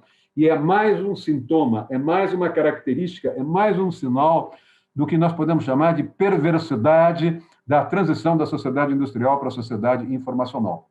O que é que eu quero dizer? Quero dizer que, basicamente, o crescimento chinês se deu, entre vários outros fatores, em cima da negação de direitos sociais, em cima da negação do direito do trabalho, em cima da negação de direito da propriedade intelectual, de direito do autor, não é? Ou seja, de um lado ela pirateou e, de outro lado, ela trabalhou, basicamente, em algumas áreas da China, com trabalho escravizado ou com trabalho semi-escravizado. Ou seja, o que eu quero é que vocês percebam claramente que eu estou fazendo agora uma distinção entre Ásia e Ocidente. Eu quero que vocês percebam que os números que eu mostrei para vocês são excessivamente discrepantes, não é? São muito baixos os números relativos ao custo do trabalho na Ásia e altíssimos os custos do trabalho nos Estados Unidos, na Alemanha, na França e mesmo no Brasil e na Argentina. E aí o que eu quero chamar a atenção de vocês é que uma das razões que explica, são várias razões, mas uma das razões que explica é o fato de que na Ásia nós temos ditadura e no Ocidente nós temos democracia. O que é que acontece a partir da democracia? A democracia é um regime igualitário. A democracia, não é, se baseia numa regra de maioria e segue um princípio igualitário. Pela regra de maioria vence a maioria, não é? Mas nós vamos perceber a importância dos sindicatos, dos partidos socialistas, dos partidos que pregam a expansão dos direitos como uma forma de correção das desigualdades econômicas, sociais e culturais. Isso significa que as democracias permitem, não é, a geração de consolidação das leis do trabalho, a consolidação de constituições, desculpem, aspiracionais, não é? A Constituição de 88 é claramente uma Constituição aspiracional. Quer dizer, Constituição aspiracional é que aspira, não é, o desenvolvimento socioeconômico. E essa aspiração socioeconômica significa a criação de direitos que, por sua vez, vão acarretar encargos para as empresas, não é? Então, quando vocês começam a perceber o discurso das federações, das entidades empresariais, queremos reforma trabalhista, queremos reforma isso, queremos reforma aquilo, reforma é supressão de direitos, reforma é supressão de direitos constitucionais, é deslegalização, é desconstitucionalização, é deslegalização, é desburocratização. Vejam que esse excesso de liberalismo do governo Paulo Guedes, da gestão Paulo Guedes no atual governo, é claro nesse sentido. Ainda na semana passada ele dizia novamente, não dá para ter emprego e direitos. Essa é a lógica deles. O que eu quero é que vocês percebam, portanto, que essa, vamos dizer, a aparente comparação, aparente não, essa comparação, contundente comparação entre Ásia e Ocidente em matéria de direitos, nos leva a olhar, não é, os direitos a partir de dois ângulos. Primeiro, o ângulo político e, em segundo lugar, o ângulo econômico. O ângulo político é o ângulo que todos nós temos nos cursos de direito no Brasil. Vocês se formaram com professores que mencionaram para vocês a expansão dos direitos como conquista civilizatória. Eu fiz direito no Largo São Francisco, quando os professores o tempo todo chamavam a atenção de teoria do Estado, introdução ao direito, a direito tributário, a professor de direito do trabalho, a importância dos direitos sociais como direitos vistos numa perspectiva civilizatória, conquistas da civilidade, conquistas da humanidade, não é? No entanto, quando nós começamos a olhar na sociedade informacional, marcada pela aceleração do tempo, marcada pela velocidade do ciclo de rotação dos capitais, marcada pelo processo schumpeteriano de distribuição criadora, e os riscos de pirateamento tecnológico, os diferentes riscos, não é, que podem envolver a economia num quadro de incertezas, nós vamos perceber que há um segundo ângulo, e esse ângulo é o ângulo econômico. O ângulo político nos vê os direitos como conquista, o ângulo econômico nos faz olhar os direitos como custo. Não sei se está claro. Quando eu olho o ângulo econômico, não é? Pelo ângulo econômico, é evidente que produzir na China é mais barato do que no Brasil. Até porque a China é uma ditadura e o Brasil é uma democracia. A ditadura do Brasil pode ser, desculpem, a democracia brasileira pode ter todos os problemas que tiver. Eleger um sujeito como que foi eleito em 2018, que está emporcalhando e desorganizando o Brasil, mas bem ou mal o Brasil ainda é uma democracia. E essa democracia garante alguns direitos, apesar da tentativa do governo na reforma da Previdência e na medida provisória da liberdade econômica ter cortado vários direitos sociais, o Brasil, bem ou mal, continua tendo uma CLT, bem ou mal, continua tendo alguns direitos do trabalho. Eu me lembro que, há algum tempo atrás, em 2018, eu dei uma palestra no Instituto Fernando Henrique, na frente de vários ministros do PT e dele, e de uma, vamos dizer, de uma grande, hoje é diretora do INSPER, casada com o presidente do INSPER, é professora do INSPER, uma grande advogada da reforma da Constituição, e dizia, nós não podemos tomar como ponto de comparação a Ásia, vocês estão tomando como ponto de comparação que vocês estão trabalhando com reducionismo econômico quando olham a competitividade das empresas ocidentais com as empresas asiáticas pelo ângulo econômico, porque lá é uma ditadura, quer dizer, vocês estão tentando olhar a partir de uma ideia de regressão institucional. O que eu quero dizer? Quero dizer que quando eu olho, não é, os direitos pela democracia, eu vejo uma conquista civilizatória, isso é positivo. E quando eu olho as ditaduras asiáticas, do ponto de vista da política, elas negam os direitos. Elas são retrógradas, elas são, vamos dizer, antimodernas, elas são opressivas. Agora, quando eu faço o olhar do ponto de vista da economia, a democracia, com seus direitos, ela tem um custo que compromete a sua competitividade mundial. E as ditaduras, quando negam direitos, não têm custos jurídicos, não tem o custo país, e isso melhora a sua competitividade mundial. Ou seja, quanto mais democrático é um país, mais custos ele tem. E maior é a dificuldade que ele vai ter do ponto de vista de ser competitivo na economia mundial.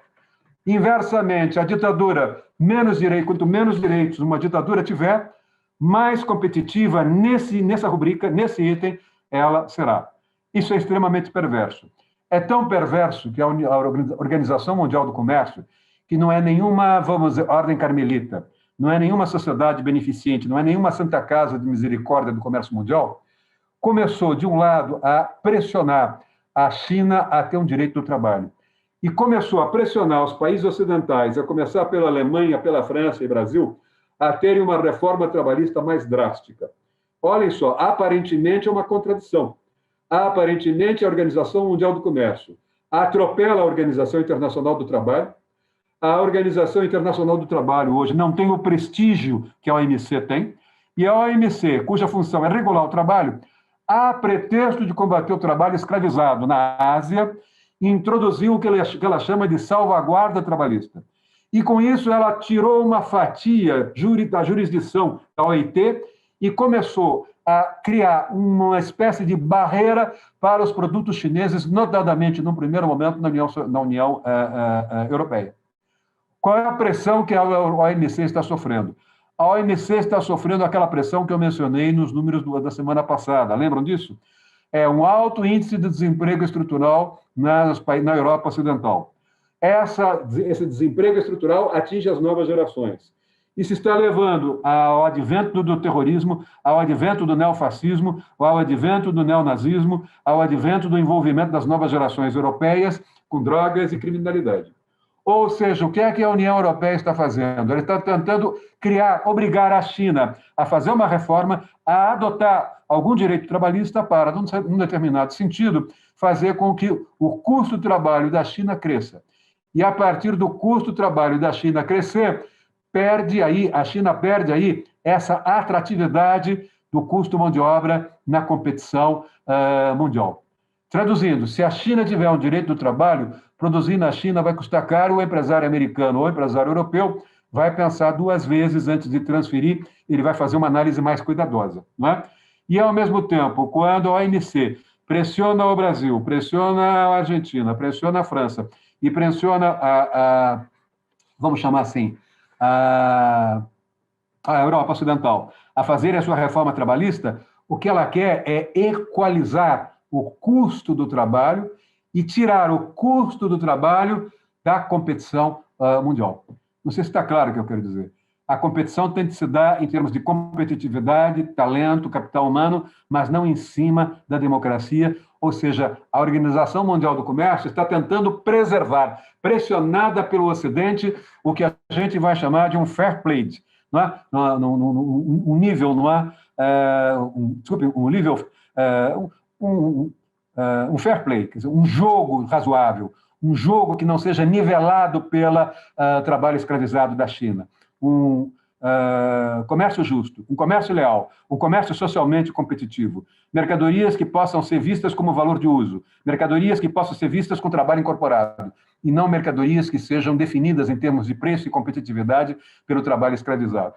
Para vocês terem uma ideia do que eu quero dizer, a China, depois de muitas pressões em 2008, 2009, 2010, a China acabou aceitando a possibilidade de adotar 3 normas trabalhistas. Mas ela não permite ainda que o Ocidente, que é a Organização Mundial do Comércio, faça uma revisão de se essas normas foram eficazes até hoje ou não. Basicamente, as normas, essas 3 leis, introduziram inovações em contrato, garantias, estabilidade e sindicatos. Vejam bem. Antes, não havia contrato de trabalho.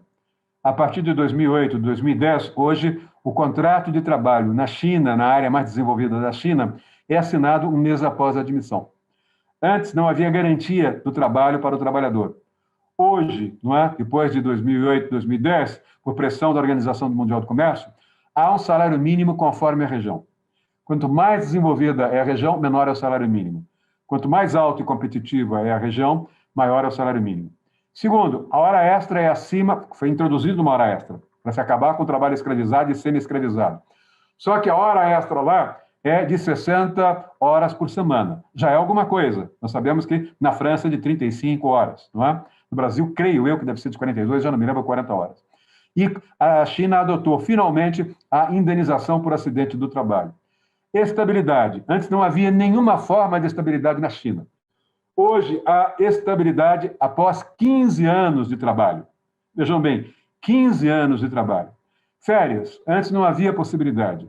Foram introduzidas férias. Um dia de trabalho por ano a cada ano trabalhado na empresa. Quer dizer, eu só terei 30 anos só terei 30 meses, 30 dias de férias se eu tiver 30 anos de fábrica. Não é? Então, vejam, de alguma maneira é um mínimo de direito social. E esse mínimo veio por pressão brutal da Organização Mundial do Comércio. A mesma Organização Mundial do Comércio colocou o governo Temer de joelhos, obrigando o governo Temer a fazer uma revisão trabalhista. Agora, vejam o que vai acontecer. No Brasil, nós vamos perceber, eu acho que eu já mencionei para vocês em algum canto, eu não me lembro onde eu pus isto, mas, enfim, deveria ter, está no material da aula da semana passada. Basicamente, os sindicatos, eu mencionei para vocês que as centrais sindicais tiveram alto índice de desemprego, sofreram com índice de desemprego, porque várias empresas brasileiras tiveram as suas fábricas transportadas para a China. As empresas mundiais que operavam no Brasil transformaram as suas fábricas para a China. A simples introdução desses pequenos direitos na China fez com que o aumento do custo do trabalho na China fosse de 25%. Vejam, a possibilidade de 3 ou 4 pequenas normazinhas de direito do trabalho na China aumentaram em 25% o custo do trabalho na China. O que é que fizeram as empresas americanas que levaram as suas fábricas para a China? Tiraram as suas fábricas da China e transferiram as suas fábricas para o Vietnã, que também é uma ditadura. Portanto, a Organização Mundial do Comércio está, nesse momento, procurando introduzir, a pretexto de criar, vamos dizer, regras saudáveis para o comércio e evitar dumping democrático, dumping antidemocrático, melhor dizendo, das ditaduras asiáticas sobre as democracias ocidentais, para tentar reter alguns direitos ocidentais. Ela desenvolve o conceito de playing field, quer dizer, um jogo, um campo de jogo, um nível que ela vai chamar de fair trade, não é? Um corpo justo, um campo justo, onde nós podemos tirar a competitividade no fator direito, principalmente nos direitos de natureza social. Por que essa discussão é importante? Primeiro, porque essa discussão está reconfigurando o mundo do trabalho. Só há 2 anos atrás, eu dei 3 palestras na Escola de Magistratura do Direito do Trabalho e participei de reuniões para discutir programas na Justiça do Trabalho. Agora, vejam, não é? Por que é importante a gente olhar isso a partir do ângulo do direito do trabalho? Porque quando eu olho, não é, o direito brasileiro, eu disse que estava, eu achei o que eu queria, eu já menciono, né? Eu puxei para preparar essa aula aqui, trouxe para cá. Eu quero dizer que no Brasil nós temos, na Constituição de 88, nós tínhamos, melhor dizendo, 4 capítulos de direitos. Os direitos básicos, os direitos de sobrevivência, os direitos de seguridade e os direitos civis. Os direitos básicos são direito contra o uso do trabalho infantil, direito contra a servidão involuntária e direito contra a coerção física. Os direitos de sobrevivência é o direito por um salário mínimo de subsistência, um direito à indenização por acidente de trabalho, um direito a uma semana de trabalho limitada com descanso semanal remunerado. Os direitos de seguridade são direitos contra a demissão arbitrária, direitos à aposentadoria, direito à pensão. E os direitos civis são direitos à livre associação, direito à representação coletiva, direito à livre expressão de reivindicações. Basicamente, o que eu quero dizer para vocês é que, se nós olharmos a reforma trabalhista do governo Fernando Henrique, as reformas trabalhistas do governo Lula, e a paulada que foi a reforma trabalhista do governo Temer, e agora a MP da Liberdade Econômica e a MP da Reforma Previdenciária, basicamente, uma parte dos direitos básicos, grande parte do direito de sobrevivência e grande parte dos direitos de seguridade foram, de certo modo, atingidos. E esse atingimento, não é, faz com que nós estejamos cada vez mais caminhando para uma situação absolutamente dramática de desmanche dos direitos, quase que no limite aceitando a tese, de que, se nós tivermos direitos, nós não teremos empregos. E, portanto, vamos reduzir a ideia de produzir a um custo, não é, baixo, retirando, não é, do custo de produção a ideia de Estado de Direito, a ideia de custo-país, caminhando na linha de governos autocráticos. E isso a gente pode ver a partir de alguns números que eu gostaria de mencionar aqui, não é? De acordo com o IBGE, depois do governo, das reformas trabalhistas do governo Temer entre 2016 e 2017, a população ocupada no Brasil passou, não é, vamos dizer, os sindicatos do Brasil, em relação à população ocupada, 14,9% da população econômica era sindicalizada. Hoje, depois das reformas trabalhistas, só 11% da população ocupada no Brasil é sindicalizada. Em outras palavras, nós tivemos 3 milhões e 7 mil sindicalizados que se desfiliaram no Brasil, não é? Em termos absolutos, o que eu quero dizer é que, eu falei em percentual, 14,9% eram sindicalizados em 2016, em 2019 eram só 11,2%.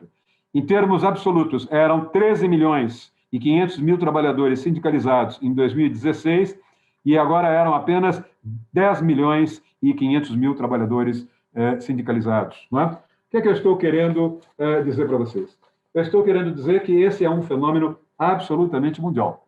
Não é? Só para vocês terem uma ideia, na Alemanha, esse fenômeno também vem ocorrendo. Em 1990, a Alemanha tinha 12 milhões de sindicalizados. E em 2000, 7 milhões de sindicalizados. O último número, 5 milhões de sindicalizados. Entre 1995 e 2006, a União Europeia teve uma taxa de desfiliação de 31% de filiados nos sindicatos. Quer dizer, na União Europeia, os sindicatos hoje, em 2006, são 2/3, não é, do que eram em 1995. Perdeu 1/3. Na Hungria, que é um governo onde o presidente Bolsonaro se inspira, nós tivemos, nesse período de 1995 a 2006, 2007, 63% de desfiliação. Na Eslováquia, 57% de desfiliação e na República Tcheca, 46% de desfiliação. Quando nós olhamos a involução das taxas de sindicalização em alguns países europeus, nós vamos perceber que na sociedade industrial, a França tinha, em 1970, 21,6 milhões de trabalhadores sindicalizados. Em 2000, tinha 7 milhões e 900 mil. Eu não tenho o número de 2020, mas é muito baixo. Estados Unidos, em 1970, tinha 27 milhões e 400 mil trabalhadores sindicalizados. Em 2000, tinha apenas 12 milhões de trabalhadores sindicalizados. A Alemanha, em 1970, a sociedade industrial, auge da sociedade industrial, tinha 32 milhões. Estados Unidos, a Alemanha, melhor dizendo, em 2000, 24 milhões.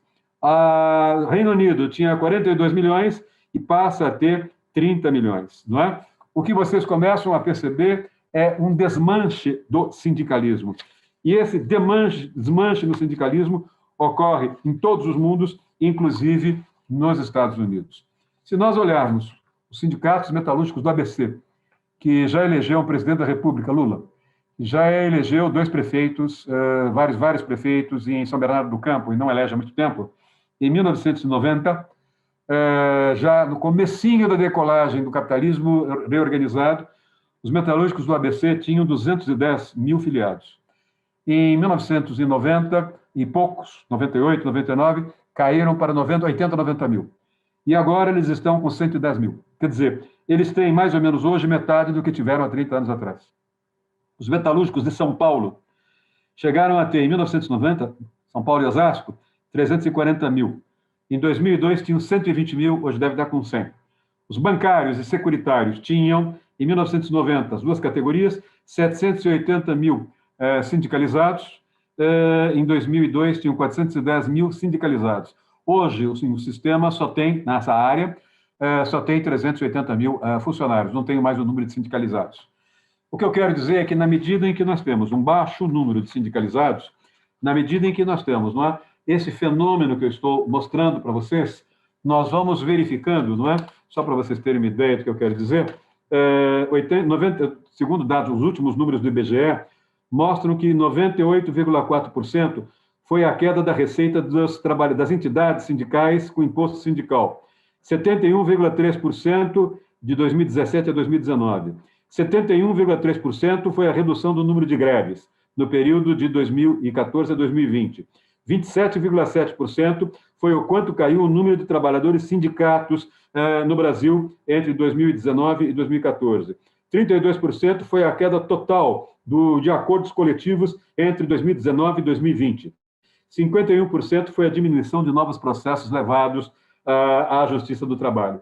Quer dizer, o que é que eu quero dizer? Do ponto de vista político, não é? O desmanche do sindicalismo, trazido por toda essa, vamos dizer, esse cenário que eu mencionei a vocês, ele desequilibra o jogo político. Ele dá a ideia da vitória de um liberalismo extremado sobre o socialismo e abre caminho para reformas que, de certo modo, são cada vez mais perversas e injustas. É quase como se nós pudéssemos tomar aqui aquela menção do Fukuyama, quer dizer, o fim da história é o fim do socialismo, e o fim do socialismo se dá a partir do fim do trabalho, a partir da sociedade estruturada a partir do trabalho industrial. Quando eu falei naquelas 5 inovações, não é? 5 revoluções, melhor dizendo, eu me lembro que eu mencionei que uma revolução, que é a revolução sociológica, é a desestruturação da sociedade a partir da desestruturação do mundo do trabalho, com forte processo de desemprego estrutural, com forte processo de subocupação, com forte processo de avanço da economia informal. Se vocês tiverem interesse em lidar com essas questões, eu sugiro a leitura de um artigo do José Ricardo Ramalho. É só procurar na Revista Brasileira de Ciências Sociais, eu não tenho aqui o número, mas se colocar no Google José Ricardo Ramalho, Revista Brasileira de Ciências Sociais, ele faz uma resenha de um livro. Esse livro se chama Destino do Sindicalismo e é de autoria do professor Leôncio Martins Rodrigues. É um professor que já está aposentado, foi professor de Ciência Política da USP e da Unicamp, um dos mais importantes cientistas políticos que nós temos, e esse livro dele é considerado um livro imperdível, onde ele discute esse processo. Não é? Se vocês quiserem pegar um segundo texto, mais confuso um pouco, esse não, esse é brilhante. Essa é uma resenha do livro dele. O livro é bom e a resenha também é muito boa. O livro do professor, um texto do professor Luiz Carlos Bresser Pereira, ele chama muito, mas muito a atenção, é um pouco confuso, a necessidade que nós temos de nos proteger do que ele chama de captura privada dos direitos. Esse discurso, esse texto aqui é um texto de 2004, portanto, naquele momento, Bolsonaro era um obscuro deputado do baixo clero da Câmara. Mas ele chamava muito risco para a gente evitar o que ele dizia que era a captura privada dos direitos pelas empresas. Era o discurso que direito custa. Não é? Ninguém come de graça, ninguém não tem nenhum almoço de graça. Não é? E ele dizia, nós temos de tomar muito cuidado, porque o lado mais fraco para a gente cortar gasto é o lado dos custos trabalhistas. Isso aprofunda a desigualdade social. Isso aprofunda, não é, as reformas que, de certo modo, enfraquecem o Ocidente. Essas ditaduras ocidentais, desculpem, essas ditaduras orientais estão desestruturando as sociedades ocidentais. E, com isso, nós estamos começando a perceber, não é, aquilo que nós podemos chamar de erosão dos direitos sociais e erosão de uma filosofia do direito republicana que nos leva a pensar sempre no princípio da solidariedade, no princípio da alteridade, nos colocar no lugar do outro, de trabalhar com a ideia de que a democracia é um regime igualitário e temos de buscar, de neutralizar as desigualdades. Ele vai dizer exatamente isso. Os direitos sociais não existem independentemente do nível de desenvolvimento econômico de um país. Eles se tornaram direitos protegidos nos países desenvolvidos porque esses países tinham condições de fazê-lo. Em cada sociedade, as necessidades sociais são transformadas em direitos sociais quando nós temos recursos materiais mínimos para garanti-los. Agora, se a proteção dos direitos políticos e sociais implica custos, a afirmação dos direitos sociais envolve custos ainda mais adicionais e impostos correspondentes. Não há direitos, não é, sociais se nós não tivermos impostos. Como no Oriente os impostos são muito baixos, principalmente porque no trabalho semi-escravizado não há seguridade, não há imposto trabalhista, não há encargos, isso vai fazer com que nós não tenhamos capacidade de adotar auxílio-desemprego e sistema de renda mínima, e com isso, diz ele, na medida em que os trabalhos vão, de certo modo, implicando custos, nós vamos percebendo que se o Brasil quiser ficar com empregabilidade, ele tende a abrir mão de algumas conquistas democráticas. O quanto isso é regressivo, o quanto isso significa um retrocesso, o quanto isso é perverso, o quanto isso vai impactar as nossas profissões. Essa foi a ideia desse curso, essa tem sido a ideia, essa tem sido a ideia desse curso, essa foi a ideia da minha aula. Eu não sei se eu já disse para vocês, mas eu recebi de uma sobrinha minha uma ligação e me disse: eu me formei. Eu falei: qual a área de concentração do direito em que você escolheu? Ela se formou no Mackenzie. Ela me disse: direito do trabalho. Eu me lembro que eu pus a mão na cabeça e disse: não, pelo amor de Deus, eu não disse isso a ela dessa maneira. Não, eu usei. Você agiu como uma cretina, que você assistiu às minhas aulas, insistiu em assistir algumas aulas do São Francisco, e você fez exatamente o inverso. Quer dizer, você foi buscar um direito decadente, um direito que está, de alguma maneira, pelos números, entrando num processo de erosão. Quer dizer, nós temos de repensar para onde vai o direito, nós temos de repensar quais são as novas categorias jurídicas que estão surgindo, quais são os novos paradigmas que estão surgindo. Nós temos de entender por que a teoria do direito não está conseguindo repor no mercado acadêmico novos conceitos capazes de oferecer ao aluno de direito essa visão mais sistêmica dos direitos. Ou seja, nós temos de entender para onde vai o direito, se é possível que a gente tenha capacidade de identificar o que está acontecendo e sinalizar alguma coisa para o futuro. Esse é o tema que eu tentarei trabalhar com vocês, desenvolver com vocês na semana que vem. Basicamente, o que eu quero dizer, volto a dizer que eu sou um pessimista racional, não é? Pessimista é aquele que sabe das coisas que os outros não sabem. O pessimista é aquele que traz as más notícias, não é? O sociólogo, muitas vezes, ele trabalha com números e evidências, portanto, muitas vezes ele traz más notícias. Mas o que eu procurei trazer como uma notícia hoje é para o fato de que, se nós olharmos, nós vamos perceber que não é só no Brasil, mas os direitos sociais, em pleno século XXI, estão em crise.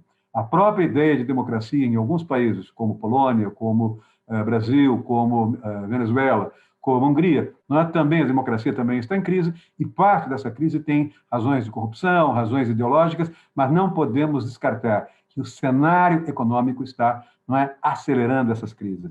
O cenário conjuntural da economia está acelerando essas crises. O cenário de uma economia baseada no eixo eletroeletrônico, numa sociedade informacional, cujo tempo é um tempo acelerado, cujo tempo é um tempo real, que é um tempo que, de certo modo, é um tempo que tenta fazer com que o capital financeiro fique imune aos riscos que o processo de schumpeteriano de destruição criadora traz.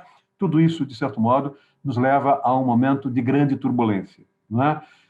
Nós estamos, para lembrar o Guimarães Rosa, no meio de um grande redemoinho. Qual é a finalidade desse curso da ESA? O que a Raíssa e eu estamos fazendo aqui? É tentar sistematizar essas ideias, e nas duas aulas que vêm, nós vamos tentar, digamos, observar melhor para onde vai o direito, o que se exige da nossa formação jurídica, por onde as nossas carreiras jurídicas podem ser reconfiguradas, revistas e coisas do gênero. É isso. Muito obrigado. Peço a todos vocês que se cuidem. Eu tive uma notícia muito ruim essa semana que passou. Na sexta-feira faleceu o marido da minha secretária, que tem filhos pequenos, e a crise, de acordo com um colega do meu filho, que é médico, é um menino que frequenta a minha casa desde que meu filho tinha 1 ano de idade, é o melhor amigo dele, que é o médico do sírio-libanês, me disse o seguinte: olha, é muito mais séria a crise sanitária do que nós estamos. Nós vamos para uma terceira onda, o Brasil está entrando na segunda, mas nós vamos para a terceira onda, não há como escapar na terceira onda, vai ser um caos. Então, o que eu quero é cuidem-se, e nos vemos a semana que vem com toda certeza, segurança e tranquilidade. Muito obrigado.